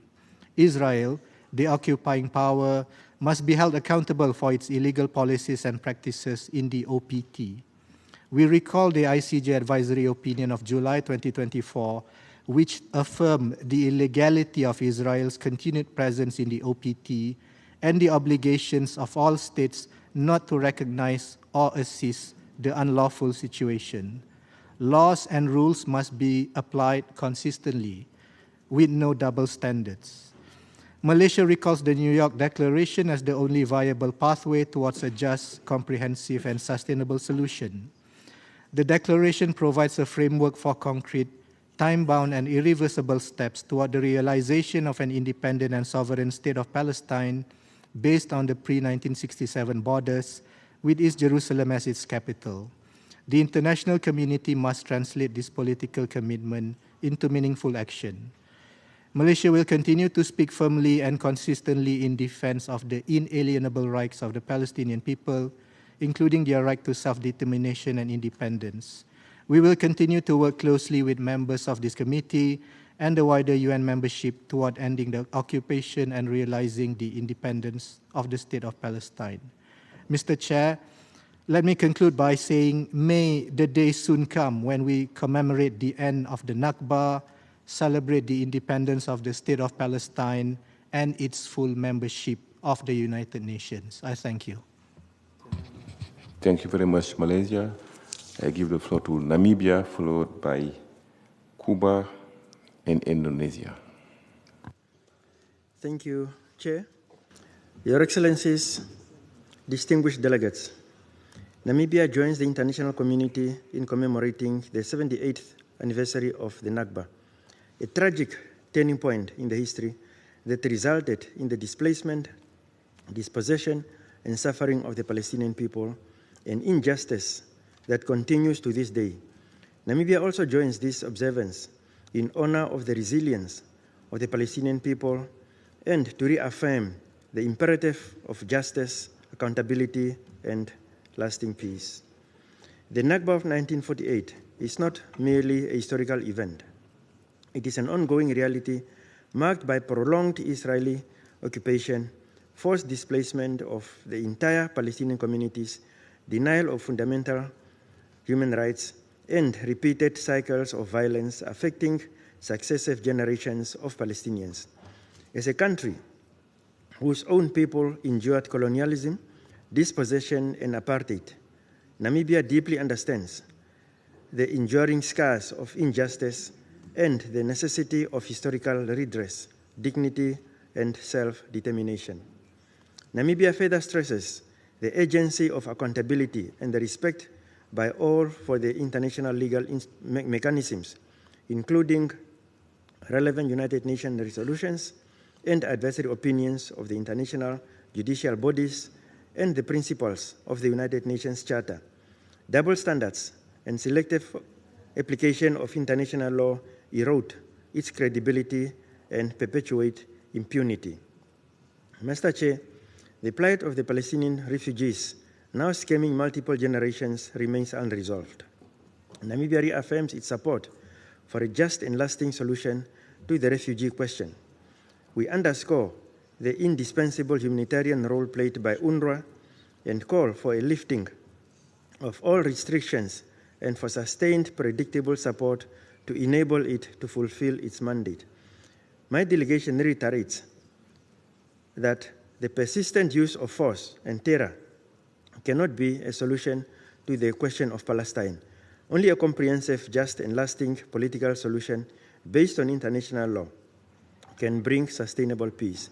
In this regard, we firmly reiterate our support to a two-state solution with Israel and Palestine living side by side in peace and security within the internationally recognized borders based on the 1967 lines, with East Jerusalem as the capital of the state of Palestine.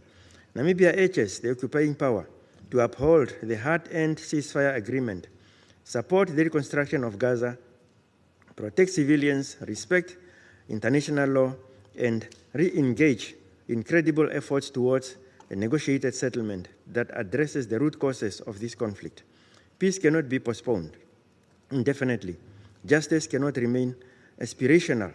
The Palestinian question cannot be relegated to quarterly Security Council debates. The continued denial of Palestinian rights undermines the regional stability and the credibility of the multilateral system itself.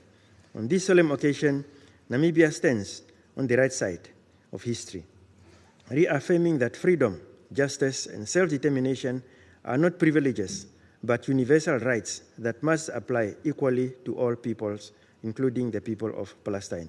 I thank you, Chair. Thank you very much, Namibia. I give the floor to Cuba, followed by Indonesia and Nigeria.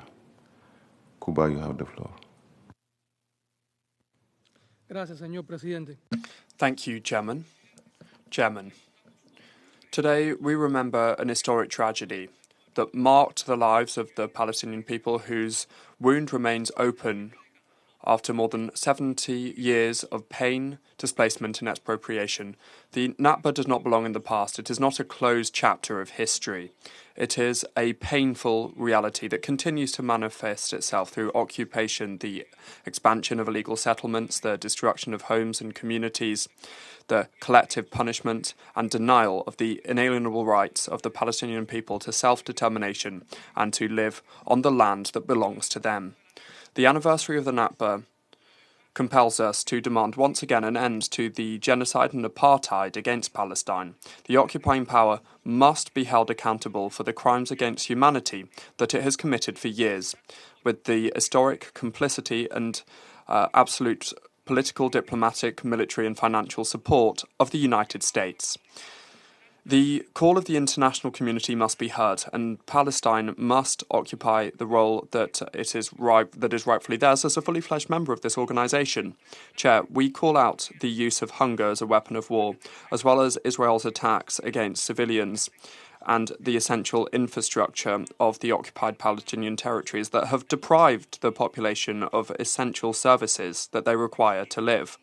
We call for an end to the criminal annexing a policy of Israel that's aggravating the humanitarian situation and blocking a lasting solution, the solution that the international community has continuously called for.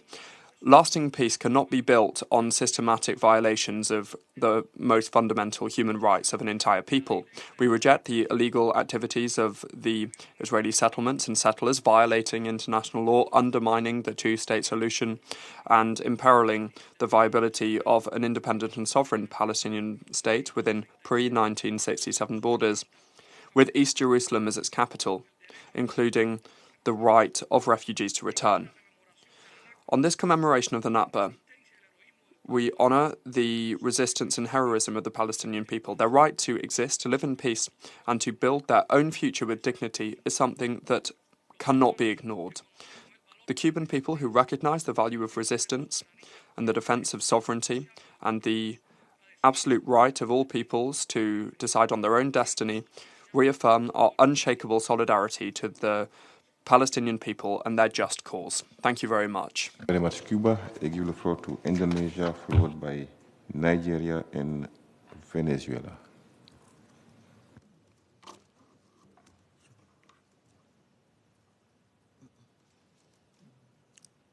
Indonesia, you have the floor.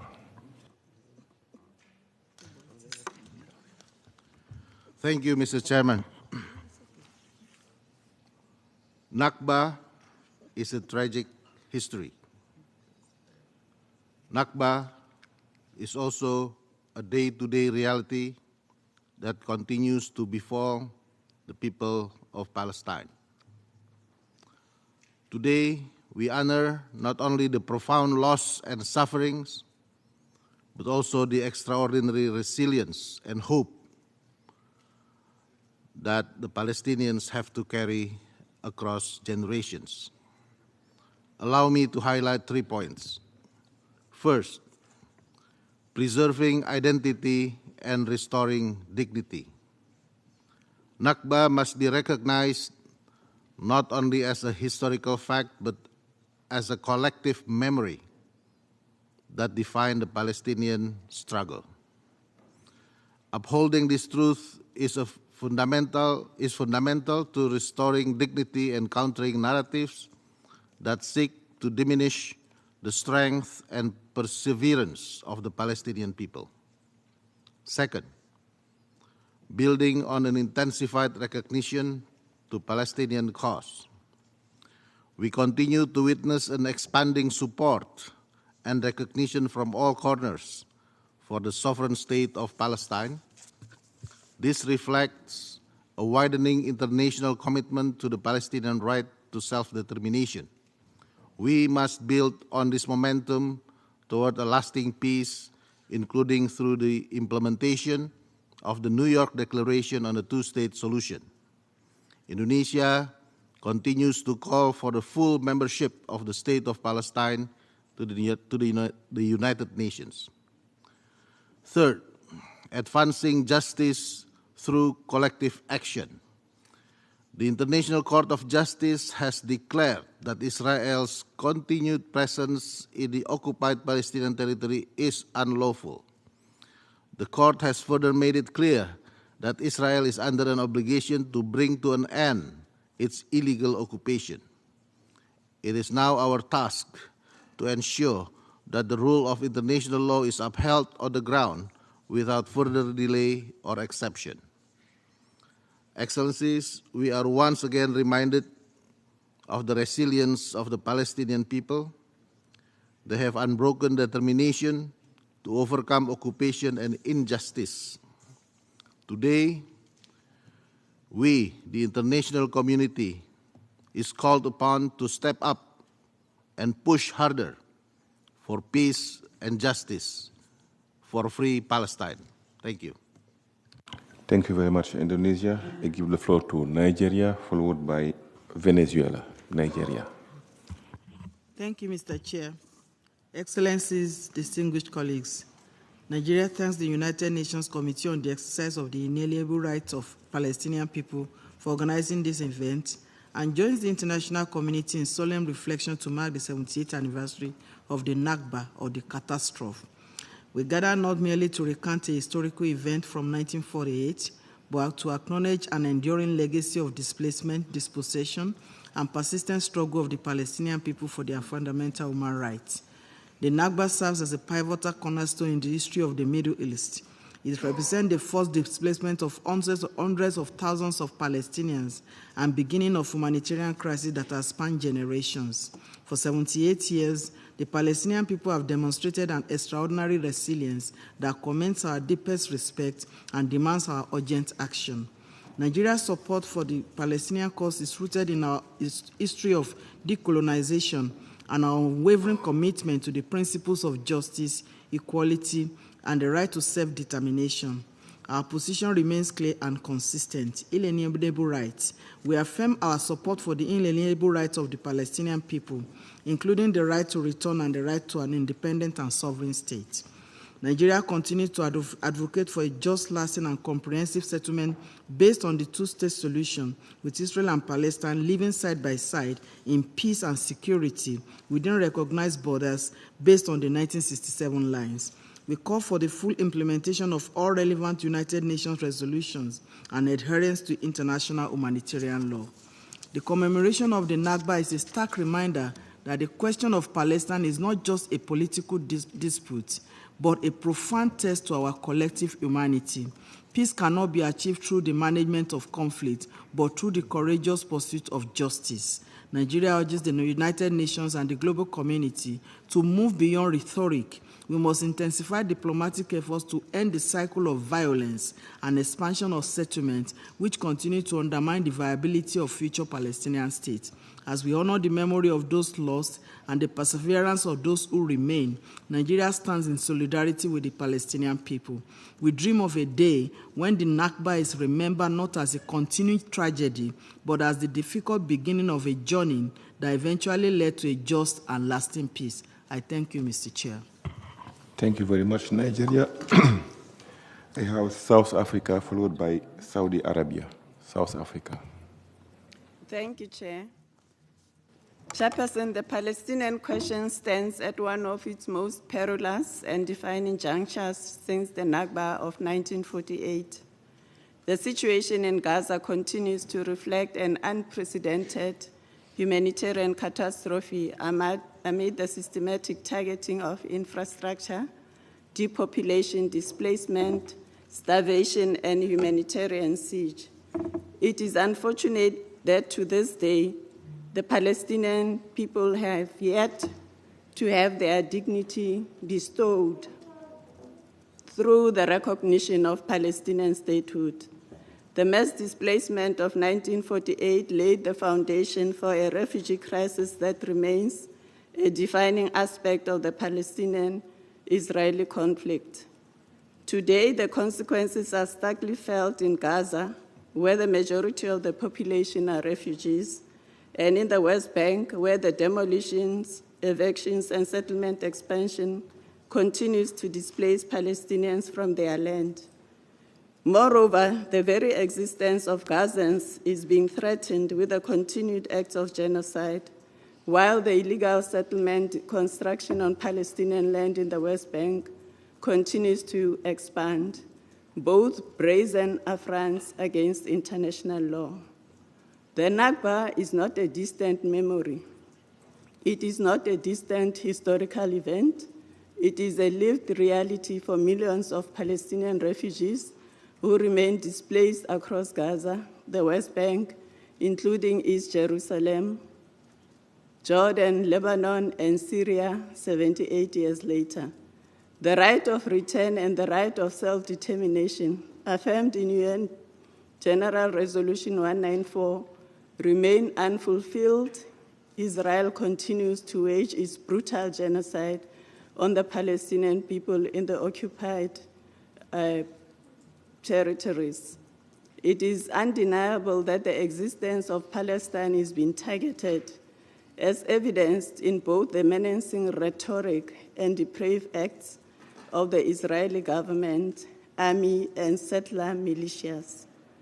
Across the occupied Palestine and throughout the West Bank, including East Jerusalem, Palestinians are struggling to survive, struggling to remain in their homeland, struggling for freedom and dignity under the colonial genocidal occupation that seeks their erasure. Failing that, submission to its domination. All these actions are poignant reminders of the 1948 catastrophe. South Africa stands in solidarity with the Palestinian people. We reaffirm our support for the inalienable rights of the Palestinian people, including the right to self-determination and to an independent sovereign state of Palestine.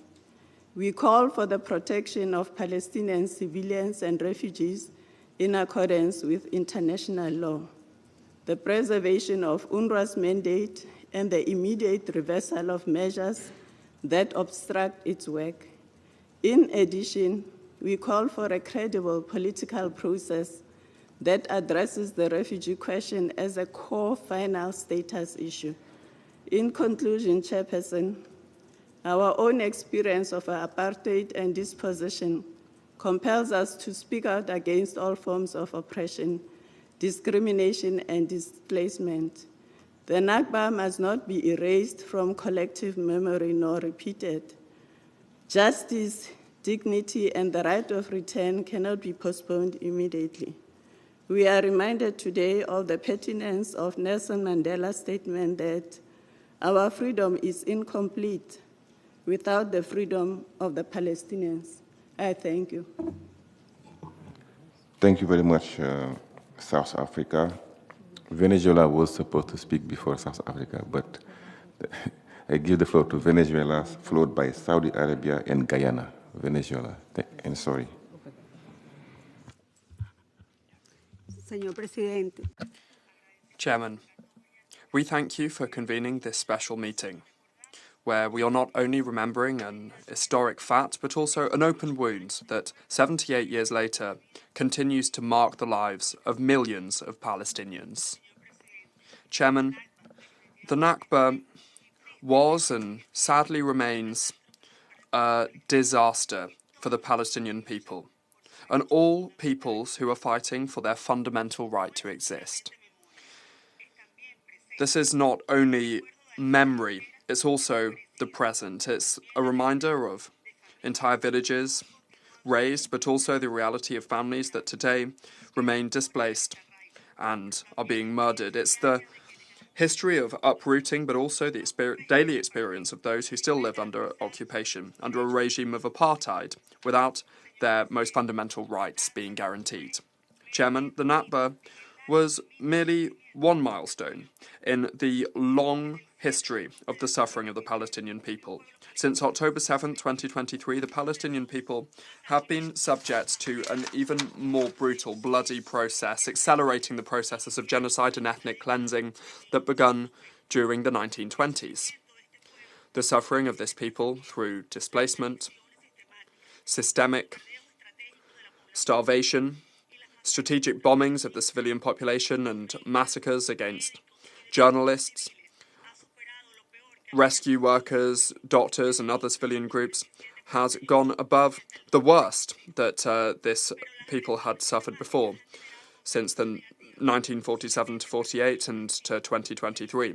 However, the systemic aggressions have caused negative consequences not only for the Palestinian people, but also for multilateralism and the very viability of the United Nations. In Palestine, we continue to see a failure to protect the civilian population, both in the Gaza Strip as well as in the West Bank and other occupied Palestinian territories.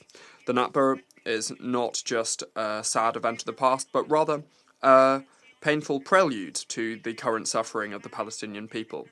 Today, it's expressing itself in new forms through the expansion of settlements, the demolition of homes, the displacement of entire communities, the uncertainty that comes with daily life, and attempts to exterminate an entire people who are refusing to cease to exist. However, we also see resilience from this very people who have not renounced their identity and their right to live in dignity in an independent, free and sovereign state.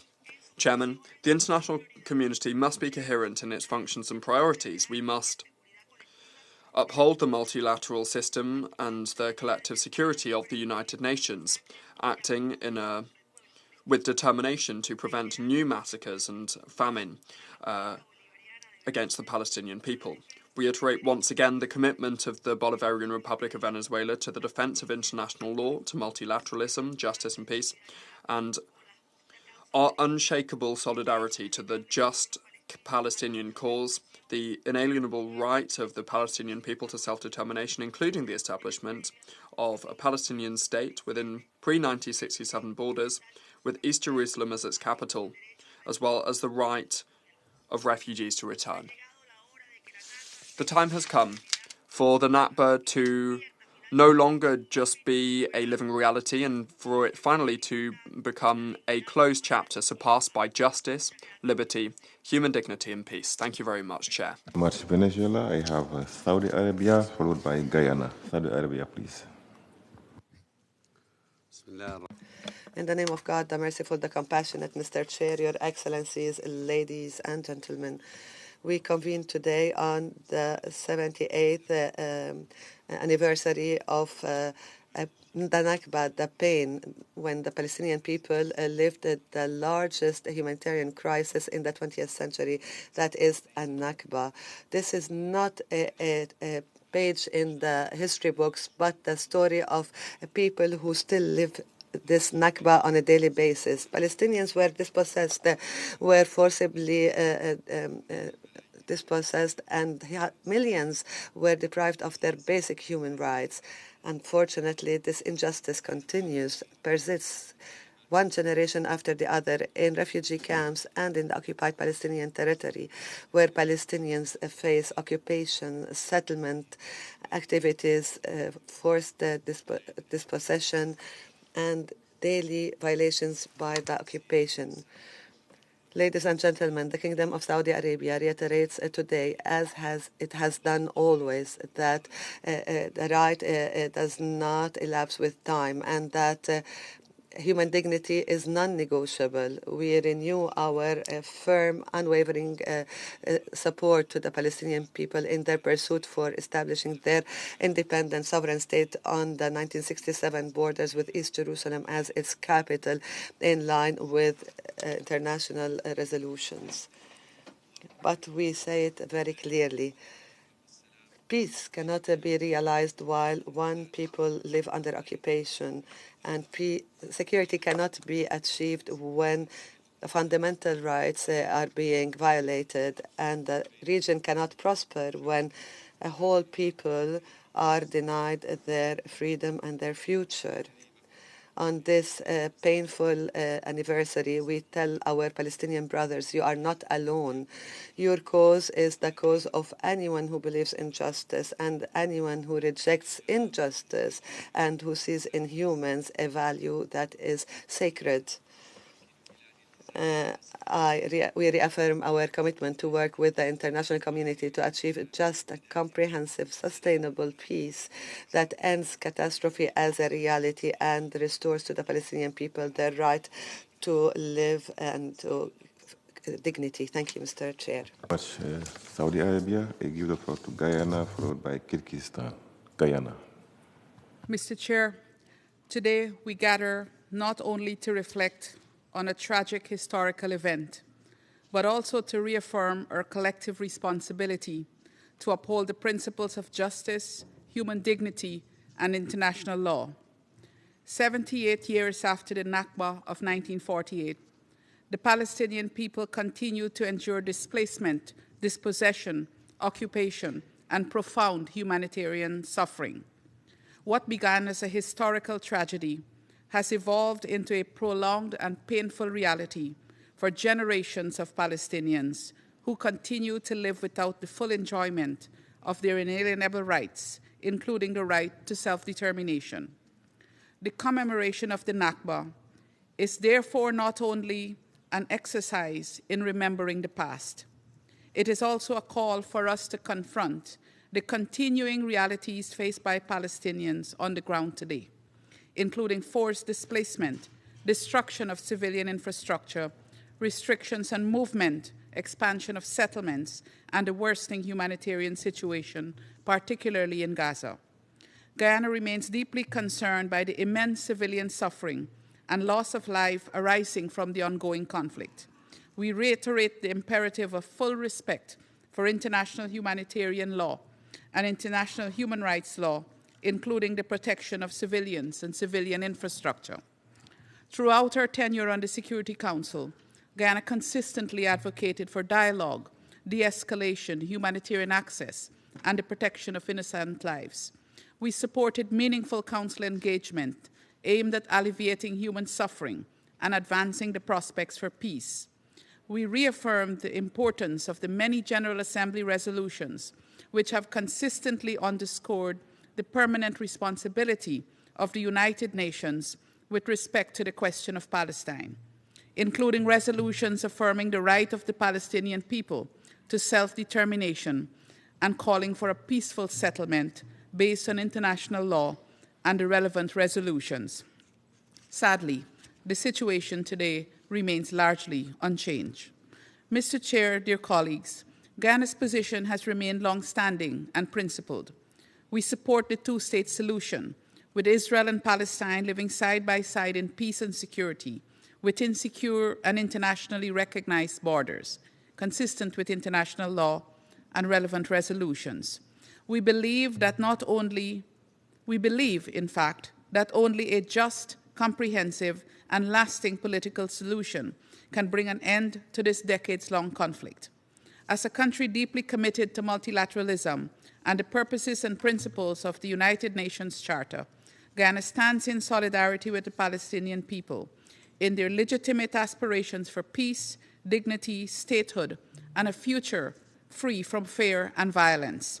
May this commemoration strengthen international resolve to pursue justice, accountability, and a durable peace for the Palestinian people and for the region as a whole. I thank you.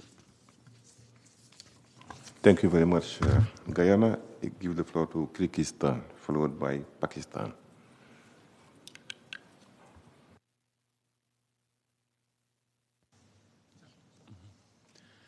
Mr. Chairman, Excellencies, dear brother Dr. Mansour, the Kyrgyz Republic is honored to take part in today's commemoration marking the anniversary of the Nakba, the tragic catastrophe of 1948, during which hundreds of thousands of Palestinians were killed and their loved ones forced to flee their homes and lands. The Nakba is not simply a historical event. It is a wound that has never healed, carried across generations, alive in the memory of the Palestinian people to this day. We welcome the decision of the General Assembly to formally commemorate this tragedy under Resolution 7982. It is an important step, one that reminds the international community of the enduring plight of the Palestinian people and of the need for a just solution grounded in international law and UN resolutions. This morning, we listened with great sorrow to the testimonies by the mother of Hind Rajab and by the family of Aus al-Nassan. Their words remind us that the humanitarian crisis facing civilians in Gaza and the West Bank demands the urgent attention of us all.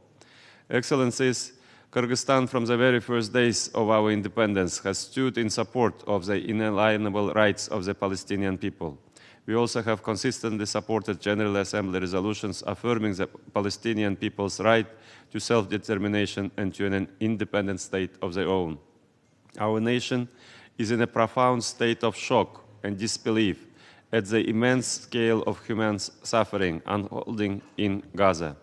We feel deep anguish as we witness day after day on our television screens the suffering of women, children, the elderly, entire families and communities left without protection, safety, or hope.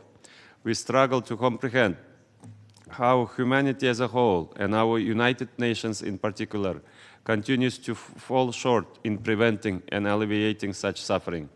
We call on all parties to fully respect international humanitarian law and to ensure that humanitarian aid reaches those who need it without delay. Kyrgyzstan believes that a just, comprehensive, and lasting resolution to this conflict must be based on UN resolutions and on the principle of two states living side by side in peace and security within the borders of 1967. This principle is reflected in Resolution 7982, and it remains our guide. Today, we honor the memory of those who lost their homes in 1948, and we reaffirm our unwavering support for the Palestinians' right to freedom, dignity, and statehood. May this day serve as a renewed commitment by all of us to work towards a peace that is just and lasting. I thank you. Thank you very much, Kyrgyzstan. I give the floor to Pakistan, followed by League of Arab States. Pakistan, please. Thank you, Mr. Chair. Excellencies, colleagues, 78 years ago, more than 750,000 Palestinians were forcibly displaced and uprooted from their homes. Entire cities that had flourished for centuries were emptied, occupied, and renamed. This tragedy came to be known as Nakba, the catastrophe. Tragically for the Palestinians, the Nakba is not a closed chapter of history. It is continuing reality marked by occupation, displacement, dispossession, and denial of rights. The right of return of Palestinian refugees affirmed in Resolution 194 remains unfulfilled, and millions of Palestinians continue to live in exile. and denied the right to return to their homes. Refugee camps that were meant to be temporary have become symbols of prolonged statelessness and collective suffering. Today, as we commemorate the Nakba, we are also witnessing its most devastating contemporary manifestation in Gaza. For 2 years, Gaza endured devastating Israeli attacks, with over 70,000 Palestinians killed, majority of them women and children. The overwhelming majority of Gaza's population has been forcibly displaced multiple times. The heart-wrenching killing of innocent children, including Hind Rajab, has come to symbolize the unbearable human cost of this tragedy. At the same time, in the occupied West Bank, including East Jerusalem, illegal settlement expansion, settler violence, forced displacement, arbitrary restrictions, and collective punishment continue unabated. The condemnable storming of the Al-Aqsa Mosque by Israeli extremists is the most recent manifestation of these policies, whose illegality and nefarious objectives are evident: to alter the demographic and geographic character of the occupied Palestinian territory and to make Palestinian existence on their own land increasingly untenable. Mr. Chair, UNRWA, created to hold the space for refugees' return, remains indispensable for millions of Palestinian refugees. The international community must ensure its continued political and financial support. On this solemn anniversary, remembrance alone is not enough. The Nakba must not be allowed to continue into another generation of Palestinians. It must end through justice, accountability, and vacation of illegal occupation. Mr. Chair, the support for Palestine is etched in Pakistan's own independence struggle.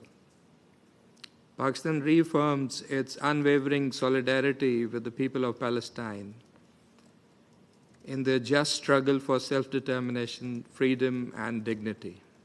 We believe that the only viable path to a just and durable peace is the realization of the legitimate rights of the Palestinian people through the establishment of an independent, sovereign, and contiguous Palestinian state on the basis of the pre-1967 borders with Al-Quds Al-Sharif as its capital.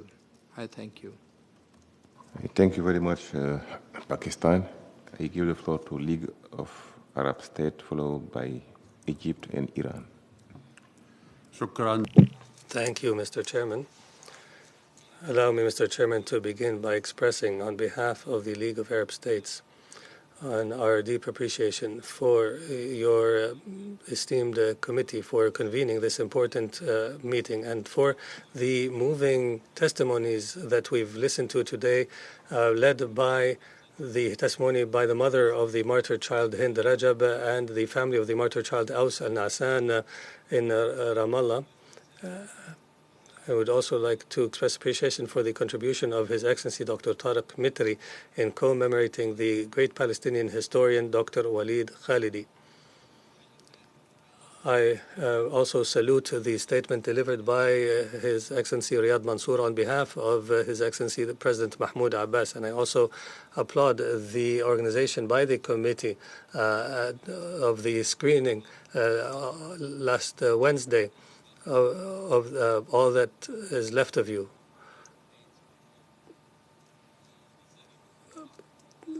With distinct attendance, especially by Director Shireen Daibas, and the rich conversation that took place. And I recommend to the members who were unable to attend and the states and organizations present today to watch this important work of art that conveys the issue of the Nakba through three successive generations of the Palestinian people. Mr. Chairman, at the United Nations, we must seize this commemoration to assess how the United Nations and the international community has addressed the question of Palestine and the extent to which this has contributed to strengthening the Palestinian people's ability throughout the Palestinian territory to exercise their legitimate and inalienable rights, foremost among which is the right to live in dignity, freedom in their independent sovereign state.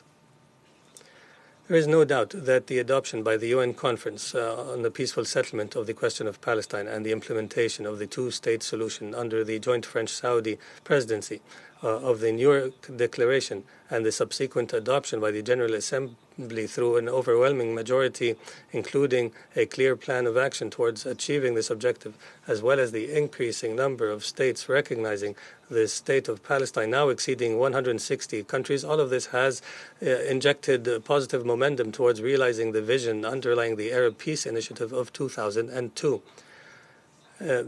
Equally, the 20-point initiative by President Trump and endorsed by Security Council Resolution 28003 has provided additional impetus to efforts in this regard.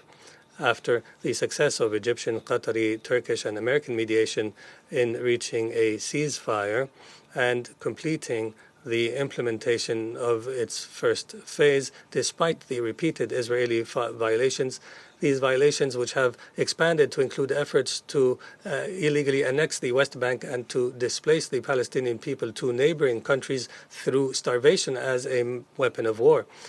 The central question that arises today, based on Security Council Resolutions 2334, 2803, and other relevant resolutions, is when and how will these initiatives and parallel overlapping plans, each with its own mechanisms and procedures, be implemented? How can we guarantee their full implementation in a manner that leads to the full enjoyment of the Palestinian people of their inalienable rights in their long-awaited independent state, especially as we do not yet witness any genuine effort to ensure the full implementation of the recovery and reconstruction plan for Gaza that was adopted at the Emergency Arab Summit in Cairo and which aims to restore normal life in Gaza. We also have not witnessed any real activities of the numerous mechanisms approved under President Trump's initiative in a way that will help restore calm and stability on the ground, especially as the international community's attention at this stage is focused on addressing the volatile situation, the explosive situation in the Arabian Gulf region, and halting the brutal Iranian attacks against the Gulf states and restoring the full freedom of navigation in the Strait of Hormuz, in order to avert the catastrophic consequences of its closure or the restriction of international navigation and the impact of this on energy and food security and global trade. These developments have led to humanitarian repercussions on all of our countries in the Arab region and beyond. Accordingly, it is necessary today to issue a clear warning against the dangers of the continued Israeli violations without accountability, including the ongoing military attacks, settler violence backed by the extremist Israeli government, and the assaults on Islamic and Christian holy sites, last of which was just yesterday. And we must address resolutely all the measures and laws in Israel that violate the human rights of the Palestinian people, including the death sentence against prisoners. It is also necessary to strengthen UNRWA's capacity to carry out its mandate supporting Palestinian refugees displaced by the Nakba until they return to their Palestinian state in accordance with the two-state solution. This must be in parallel with providing all financial support necessary for the immediate implementation of the recovery and reconstruction plan for Gaza. And we must allow full humanitarian access at large scale for it to reach the Palestinian people who remain committed to their land and their identity.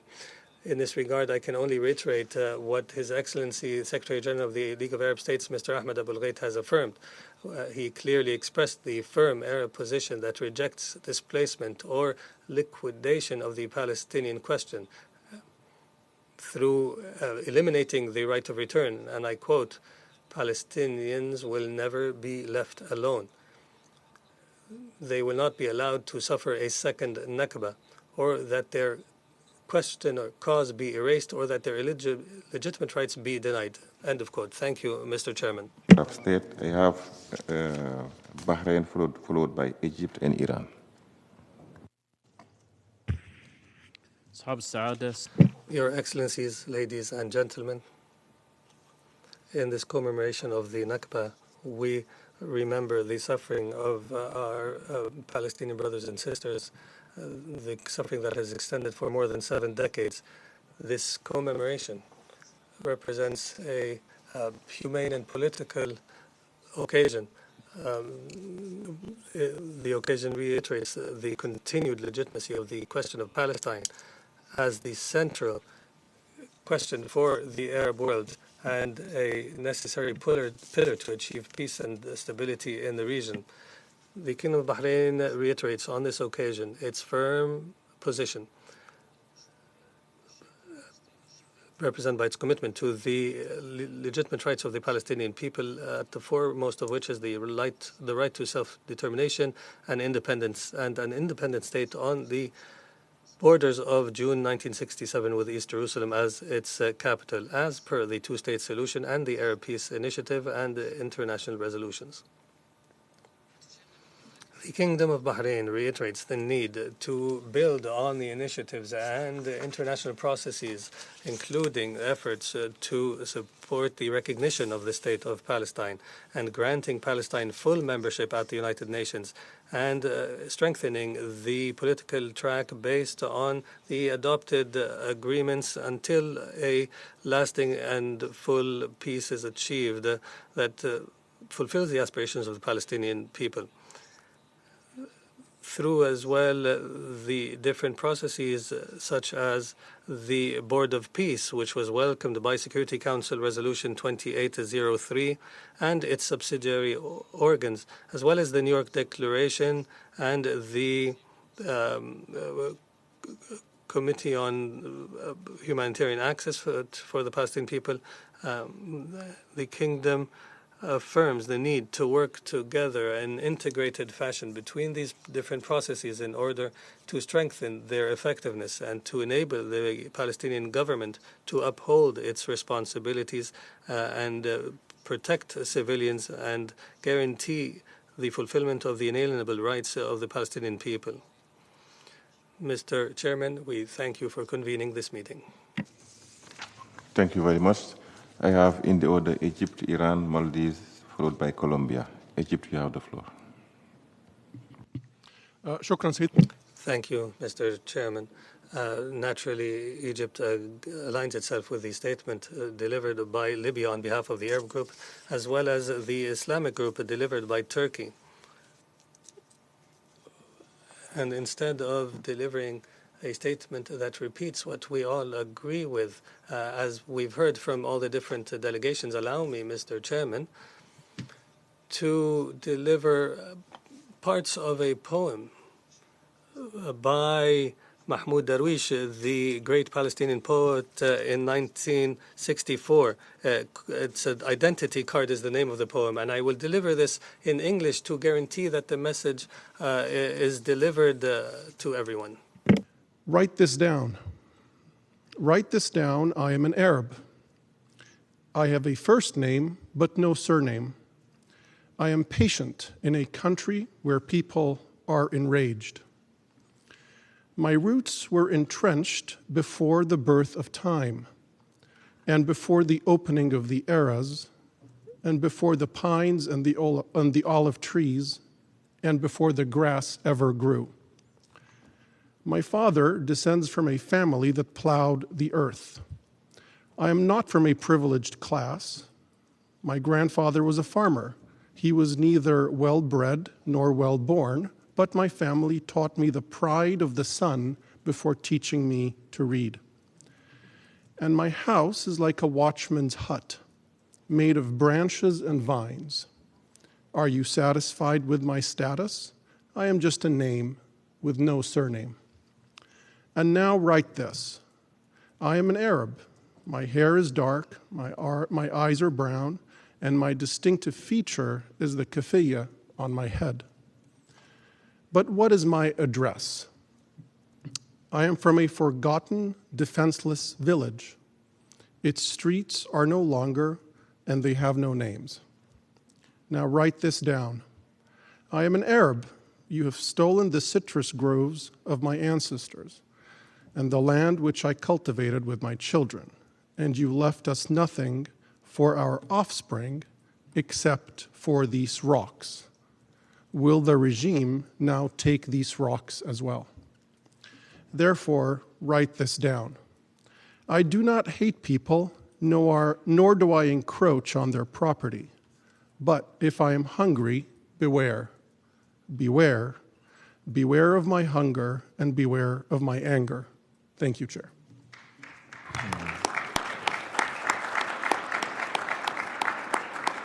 Thank you, Egypt, for this very beautiful text. And now I give the floor to Iran, followed by Maldives and Colombia. In the name of God, the compassionate and merciful, Mr. Chair, Ambassador Mansour, Excellencies. On the 78th anniversary of the Nakba, which marked the mass displacement of Palestinians and remains a profound regional tragedy, we are reminded of their collective expulsion and the long-standing denial of their fundamental rights, including the rights to self-determination. Despite decades of violence, war crimes, and the ongoing impact of the occupation, the Palestinian people have preserved their identity, dignity, and legitimate aspiration. Their struggle underscored the urgent need for international mobilization to confront the root cause of this situation, including the Zionist occupational and expansionist policies that derive the inhuman pressures imposed on Palestinians, such as starving civilians, including children, and act of state terrorism aimed at ethnic cleansing and displacement of Palestinians from their homeland. While reaffirming its solidarity with the Palestinian people, the Islamic Republic of Iran stressed that the support for their cause must move beyond a sole expression of sympathy. It requires actively addressing these root causes, which are reinforced by broader patterns of militarism by the occupying regime in the region and supported by the extra-regional actors. The continuation of this situation demands a critical reassessment of approaches that have failed to deliver peace or justice. Surrender is not an option.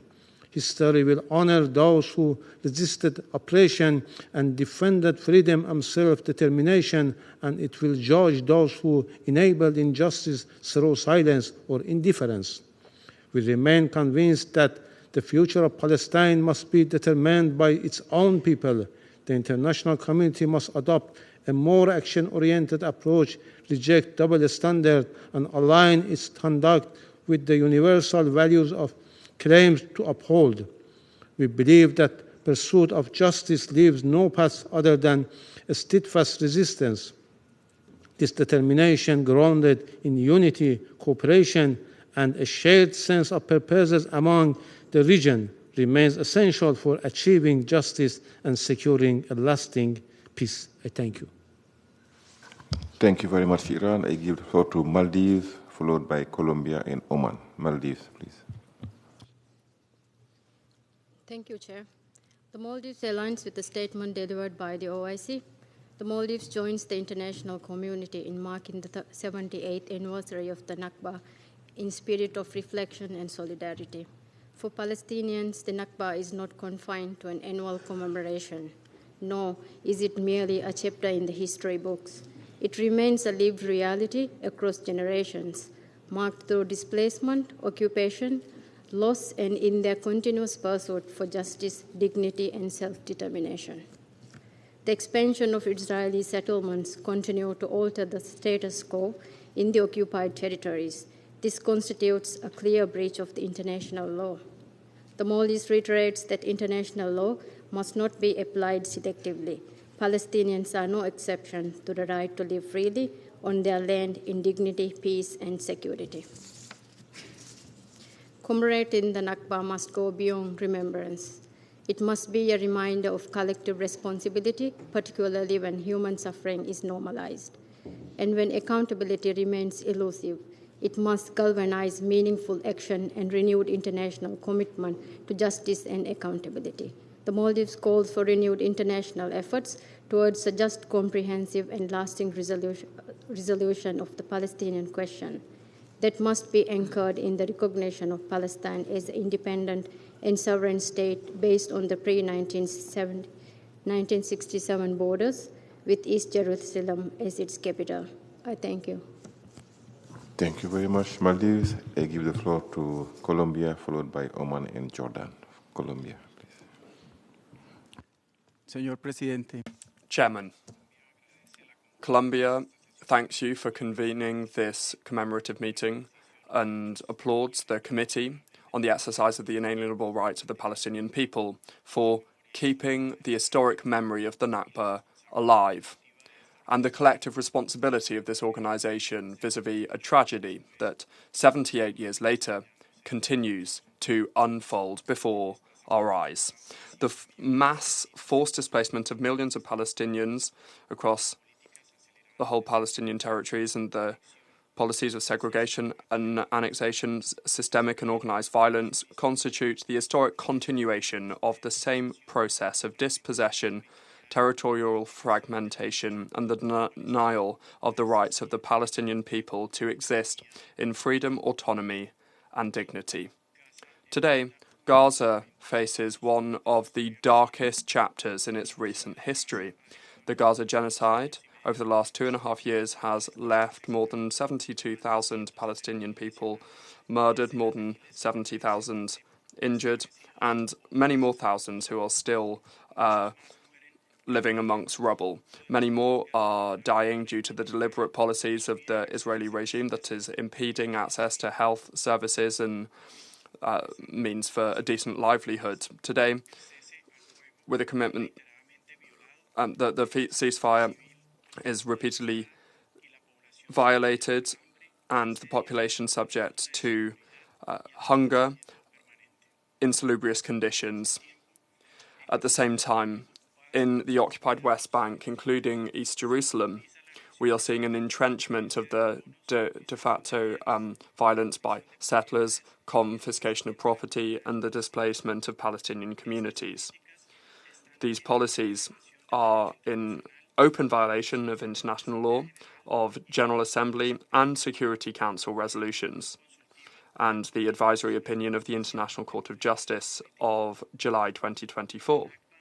The Nakba does not only belong in the past. It didn't end in 1948. It is an ongoing process. The international community cannot continue to treat these facts as isolated or sporadic. Continuity has prolonged the tragedy. Accountability is an essential condition for peace. Colombia reaffirms its historic solidarity to the Palestinian people and to their inalienable right to self-determination, to return and to reparations, and to live in a sovereign and independent, viable, contiguous territory within pre-1967 borders with East Jerusalem as its capital. Thank you very much. Very much, Colombia. I give the floor to Oman, followed by Jordan and United Arab Emirates. Oman, please.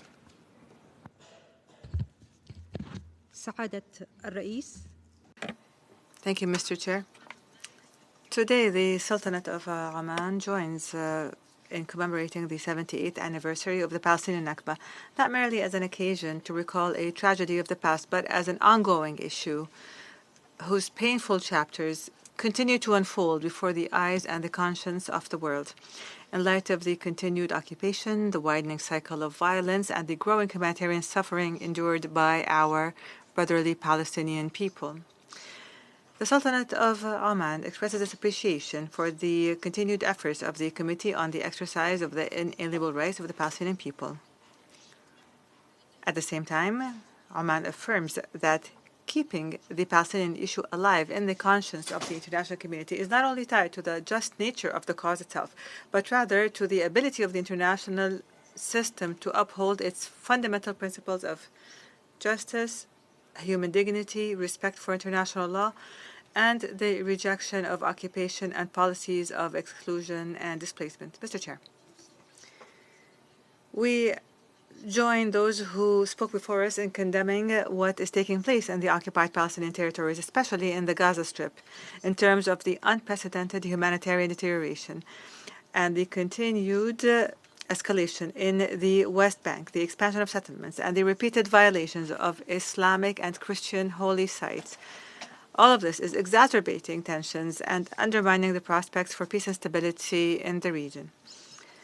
Based on the above, the Sultanate of Oman affirms that security cannot be achieved through force or through imposing a fait accompli. Rather, it can only be achieved through justice and respecting the legitimate rights of peoples. We affirm that any attempts to diminish historic or legal rights or to bypass these rights, the rights of the Palestinian people, will only lead to further tension and instability. Mr. Chair, the past decades have demonstrated that the absence of a just and comprehensive solution to the Palestinian cause will always be a source of tension and instability in the region. Therefore, the Sultanate of Oman renews its call for an immediate stop to the machinery of destruction, the need to ensure the safe delivery of humanitarian aid, and to provide protection for civilians, and to create appropriate conditions to launch a serious political process that leads to the end of the occupation and the establishment of an independent Palestinian state along the 4 June 1967 borders, with East Jerusalem as its capital, in accordance with international legitimacy resolutions, the Arab Peace Initiative, and the two-state solution.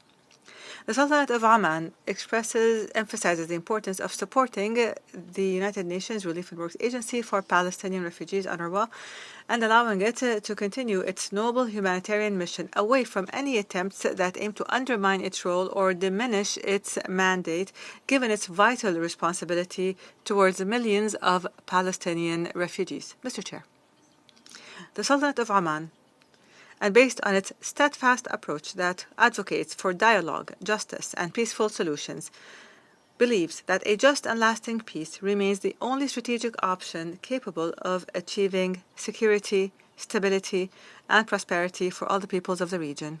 In closing, the Sultanate of Oman renews its firm solidarity with the brotherly Palestinian people and its full support for the attainment of their legitimate and inalienable rights, foremost among them their right to self-determination and the establishment of an independent and sovereign state. I thank you, Mr. Chair. Thank you very much, Oman. I give the floor to Jordan, followed by United Arab Emirates. Jordan, please.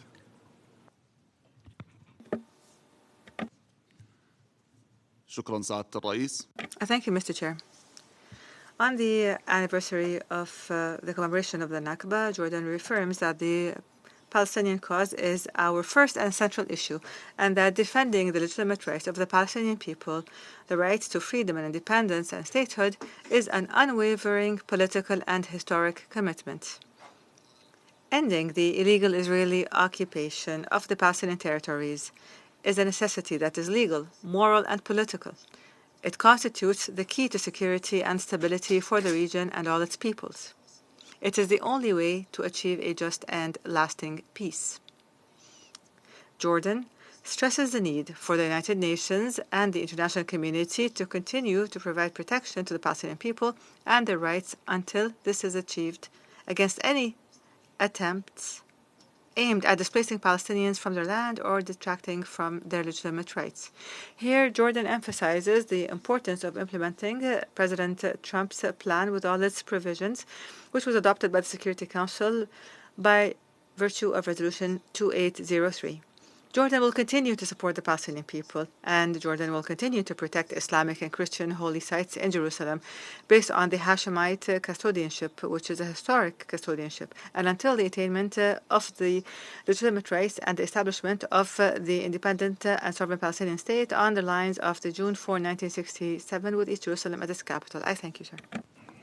Thank you very much, Jordan. I give the floor to United Arab Emirates. Mr. Chair, the 78th anniversary of the Palestinian Nakba comes at a time when the suffering of the Palestinian people continues despite the significant developments witnessed in the past period, developments that have renewed momentum for international efforts aimed at achieving a just and lasting peace.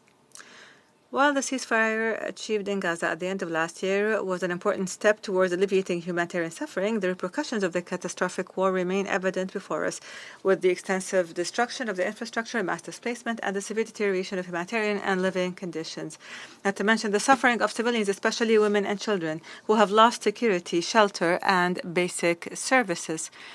The conditions in the rest of the occupied Palestinian territories, especially in the West Bank, including East Jerusalem, these conditions continue to witness a dangerous escalation, manifested in settlement expansion, settler violence, and attempts to impose illegal realities that undermine the prospects for peace and the two-state solution. In this context, the UAE affirms its categorical rejection of any attempts to displace the Palestinian people from their land or to impose a reality that would uproot Palestinians from their homeland, which would amount to a new Nakba against the Palestinians. The United Arab Emirates reaffirms its firm and supportive position toward the brotherly Palestinian people and their inalienable rights, foremost among which is the establishment of their independent and sovereign state with East Jerusalem as its capital on the two-state solution basis. It also stresses the importance of building on recent developments to transform the ceasefire into a sustainable path leading to security, stability, and a just and lasting peace. At the same time, the UAE expresses its deep concern over the continued deterioration in the West Bank, including East Jerusalem, amid escalating settlement activities, settler violence, and attempts to impose illegal facts on the ground. This undermines the prospects of peace and threatens the possibility of realizing an independent Palestinian state.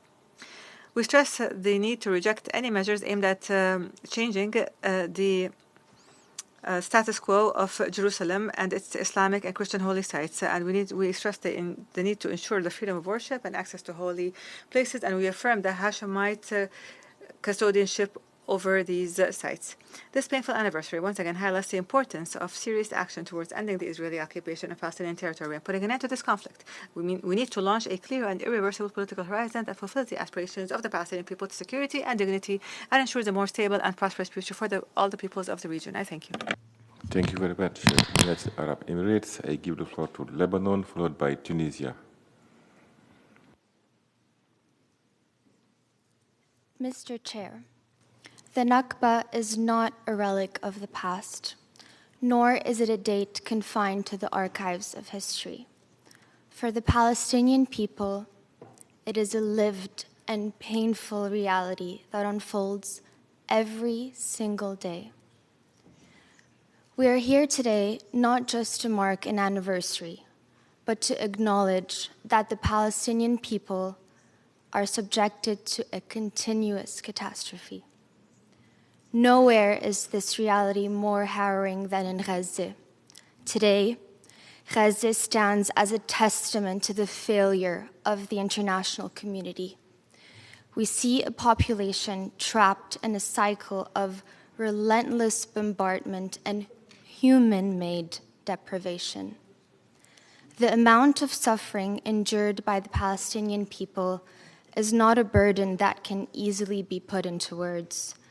It is measured in decades of displacement and the denial of basic human rights.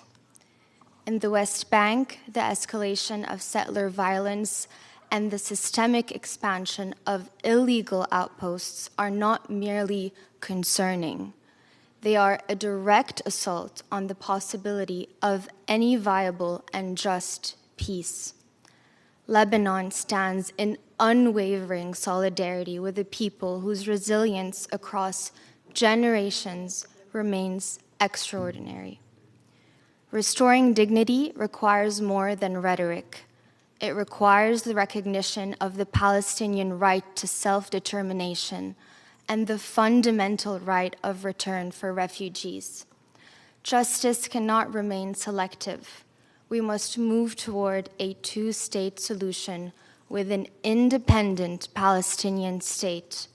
To this end, Lebanon joins the growing international chorus calling for the full membership of the State of Palestine within the United Nations. Accountability is the only path forward.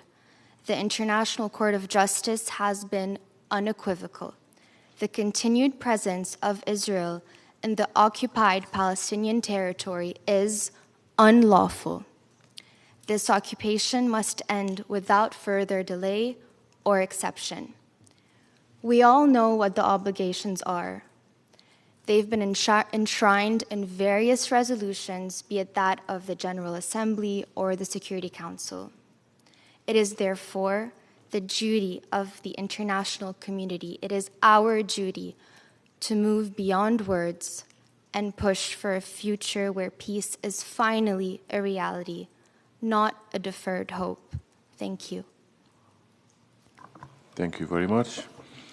I give the floor to Tunisia, and I have three more speakers, Syrian Arab Republic, Yemen, and Kuwait. So, Tunisia, you have the floor. Thank you, Mr. Chair. Today is the 78th anniversary of the Nakba, which is a day where we commemorate the struggles of the strong Palestinian people as they face the unjust war of brutality over decades, as they seek to fulfill their aspirations to live in an independent and sovereign state on all the lands of Palestine. This anniversary comes as the occupation tightens the noose around the West Bank and Gaza, and as it targets systematically the basic foundations of daily life with no accountability at all. And this is a blatant and unprecedented violation of all international values and human values as well. Therefore, we stand in full respect for the steadfastness of the Palestinian people, who alone stand to face this conceit and brutality of the occupying power, as the international community remains suspiciously silent. They are thus recording new historic epics that have not been witnessed by humanity, as they continue to struggle to regain their lands and their legitimate historic rights in full and with completeness. We continue our support for the Palestinian people as they struggle to uphold their inalienable rights that will stand forever, and so that they can regain their full historic rights and establish their country on the complete territory of land with Al-Quds Sharif as its capital. Thank you. I give the floor to Syrian Arab Republic, followed by Yemen. Sorry. Thank you, Mr. President, Mr. Chair. I'll be brief. Everybody in this room is aware of the changes that Syria has undergone over the past 2 years. But amidst these upheavals, one thing remains unchanged, which is the Syrian people and Syrian governments and Syrian state's position on the just Palestinian cause. Today, Syria renews its position supporting this cause. And despite the fact that 78 years have passed since the Nakba took place, we in Syria have lived it with our brotherly Palestinian people. We have hosted them, we have worked with them, and we will continue to support them until their rights are regained. We have felt pain, and we have shared this pain with them. Mr. Chair, the Syrian people will never abandon the Palestinian people and their just cause. And we, in this forum and in all fora, will continue to call for their rights until the state of Palestine becomes a state that lives within its internationally recognized borders. Mr. Chair, I am confident that with the efforts of everyone in this room and Ambassador Riyadh, that we soon will celebrate Palestine's full membership in the United Nations as it sits amongst us today. I thank you. Thank you very much, Syrian Arab Republic. I give the floor to Yemen. شكرا سيد الرئيس. Thank you, Mr. Chair. Today, we commemorate the 78th anniversary of the Nakba. We're not here to recall an event that happened and remains in the archives of 1948. Rather, we stand before a living crisis and a systematic policy of genocide and displacement that we continue to witness to this very day. Mr. Chair, the international community must be aware of the true lessons of this Nakba and the catastrophes that followed, the repeated wars against Gaza, the apartheid policies, the policies of settlement and displacement in the West Bank. The most important lesson is that the machinery of killing and destruction, no matter how strong it becomes, will not be able to liquidate a people who believe in their cause. They will not be able to hide a reality whose roots are deep in its land. Our position is firm, and we stress that what is happening in Gaza and the continued settlement and displacement in the occupied West Bank are simply more chapters of a major Nakba that aim to eliminate the Palestinian people's right to exist. Mr. Chair, we confirm the basic tenets of Yemen on this important cause, a central cause to us. We believe that security and stability in the Middle East will not be achieved unless the occupation is completely eliminated, ended, and until an independent and sovereign Palestinian state is established on the 4 June 1967 borders with East Jerusalem as its capital.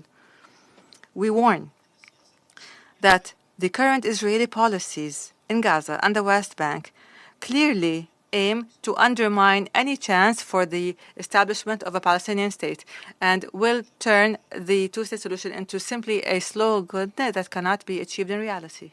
In closing, Yemen, despite its deep wounds and the great challenges it is facing, will never abandon Palestine. Palestine is in the heart of our political priorities and the existence of our peoples. The Nakbas of the Palestinian people are the true and final test of the conscience of the international community and the system of human values. The time has come for the international community to exit the to simply stop issuing statements and start taking actions to protect the Palestinian people from this machine of destruction. I thank you. Thank you very much. I give the floor to Kuwait.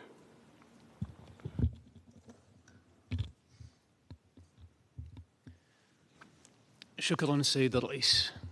Thank you, Mr. Chair. I would also like to thank everyone who's here with us today to send a message of solidarity and support. Mr. Chair, 78 years have passed, and Palestinians continue to keep the keys to their homes in their minds, their lands and their hearts, and their pain wherever they went, wherever they go.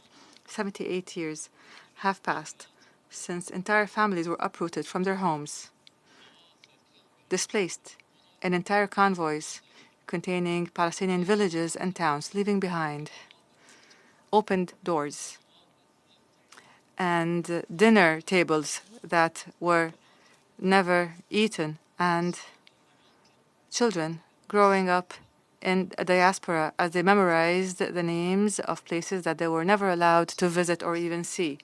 Mr. Chair, the Nakba is not simply a chapter in a history book. Rather, it is a continuous human tale, a tale of a people that have not lost their right despite their long suffering, a people who have not lost their identity despite continued attempts to erase it, a people that have never lost hope despite all the pain. Today, and as we commemorate this day at the United Nations, we are not simply here to recall the past. Rather, we are here to look at a present that is even more difficult. In Gaza, our Palestinian brethren are experiencing one of the most painful human tragedies in modern history. Children under the rubble. Mothers who are bidding farewell to their children. Families searching for safety and unable to find it. An entire people facing death, facing hunger, facing fear and deprivation, while the entire world stands helpless before this human bloodshed. There are questions that we must pose. How can humanity become accustomed to these scenes? How can the international conscience accept for an entire people to remain hostage to war and occupation and to be refugees after all of these decades? The Palestinian people are not asking for the impossible. All they're asking for is to live in freedom, to raise their children in safety, to pray with no fear, to return home without the threat of shelling, displacement, or loss of dignity. And from this very rostrum and in every forum, always, my country, the state of Kuwait, will always stress that the Palestinian cause will be a cause of righteousness and justice and human dignity. The people of Palestine are a symbol of steadfastness, and they are not alone in their suffering. On this painful day, we must ask ourselves, how much time will the world need to realize that true peace cannot be achieved without justice, and that security cannot be achieved while an entire people are deprived of the most basic human and national rights? In closing, Mr. Chair, we seek blessings to the souls of the martyrs, freedom for Palestine, peace that is based on justice for its steadfast people. May God's blessings and peace be upon you. Thank you very much, Kuwait. I give the floor now to Minister Riyad Mansour, President of the State of Palestine.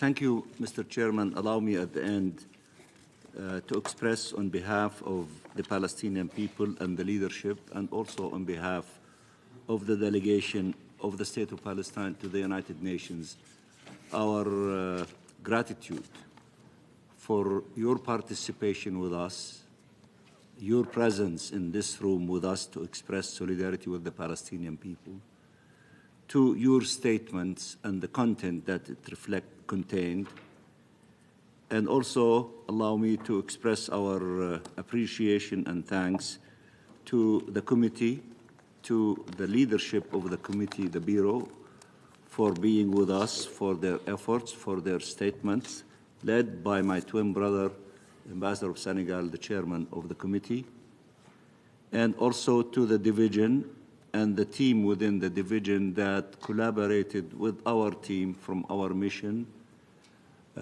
under the leadership of the chairman and the Bureau in putting together this commemoration, and also for the event that took place 2 days ago, which my brother Maged Abdelaziz referred to it by organizing, showing a very moving film telling the Nakba of the Palestinian people through 3 generations in the presence of the leading actress and the director of the movie, Miss Davis. I think that these commemorations in these 2 events at the United Nations is a testimony that the world, although we are not reaching the objective that we all aspire to, which is the attainment of the inalienable rights of the Palestinian people, including the right to self-determination, statehood, and the right of the refugees to return. But our people are not despairing. Our people are steadfasting on the ground, suffering immensely, but continuing the struggle in every corner of the land of the State of Palestine. And we hear you that also you are contributing to the accumulation of steps and gains while we are marching until the deadline. The Palestinian people are not going to be the exception to the rule. One day, it looked like it was impossible for the people in South Africa to defeat the abhorrent system of apartheid. But with their steadfastness and their struggle and solidarity and support by the international community and by the millions of people who were marching in the streets, as they are marching in the streets in our case, in almost all cities, in all capitals, we are all accumulating on this process. The most important thing that each and every country, each and every leader, each and every individual to contribute in a concrete way to this process.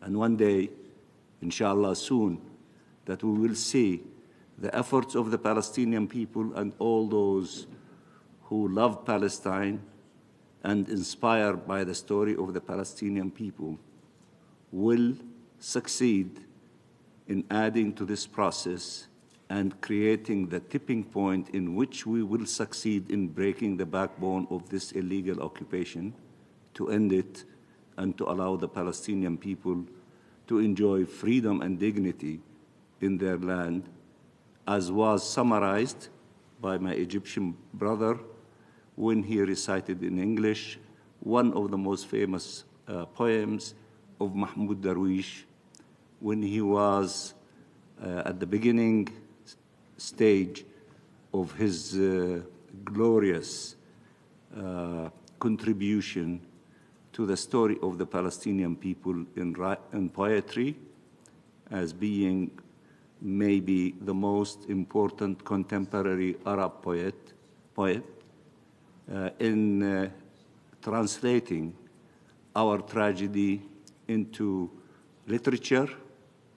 And as we saw in the movie, a brilliant Palestinian actress, director, translating also our story in art, fine art, in a movie that should have won the Oscar, but nevertheless, it is an inspiring movie telling our pain through our determination and through our resiliency to continue on the course until we succeed. And I assure you that the Palestinian people will celebrate their freedom, hopefully soon, with efforts by the committee, by all of you, and above all, by the steadfastness and resiliency of our people, we shall overcome, and we shall see the state of Palestine free, independent, and full member at the United Nations. I thank you very much, my twin brother, Mr. Chairman, for everything that you do for the cause of Palestine. We will never forget this special role. Thank you. Thank you very much, Minister Mansour. Dear colleagues, as we conclude, may your engagement strengthen our collective responsibility to preserve memory, uphold human dignity, and pursue a just and lasting peace for the Palestinian people. Silence and indifference can never be an option in the face of such human suffering. Thank you. This meeting is adjourned.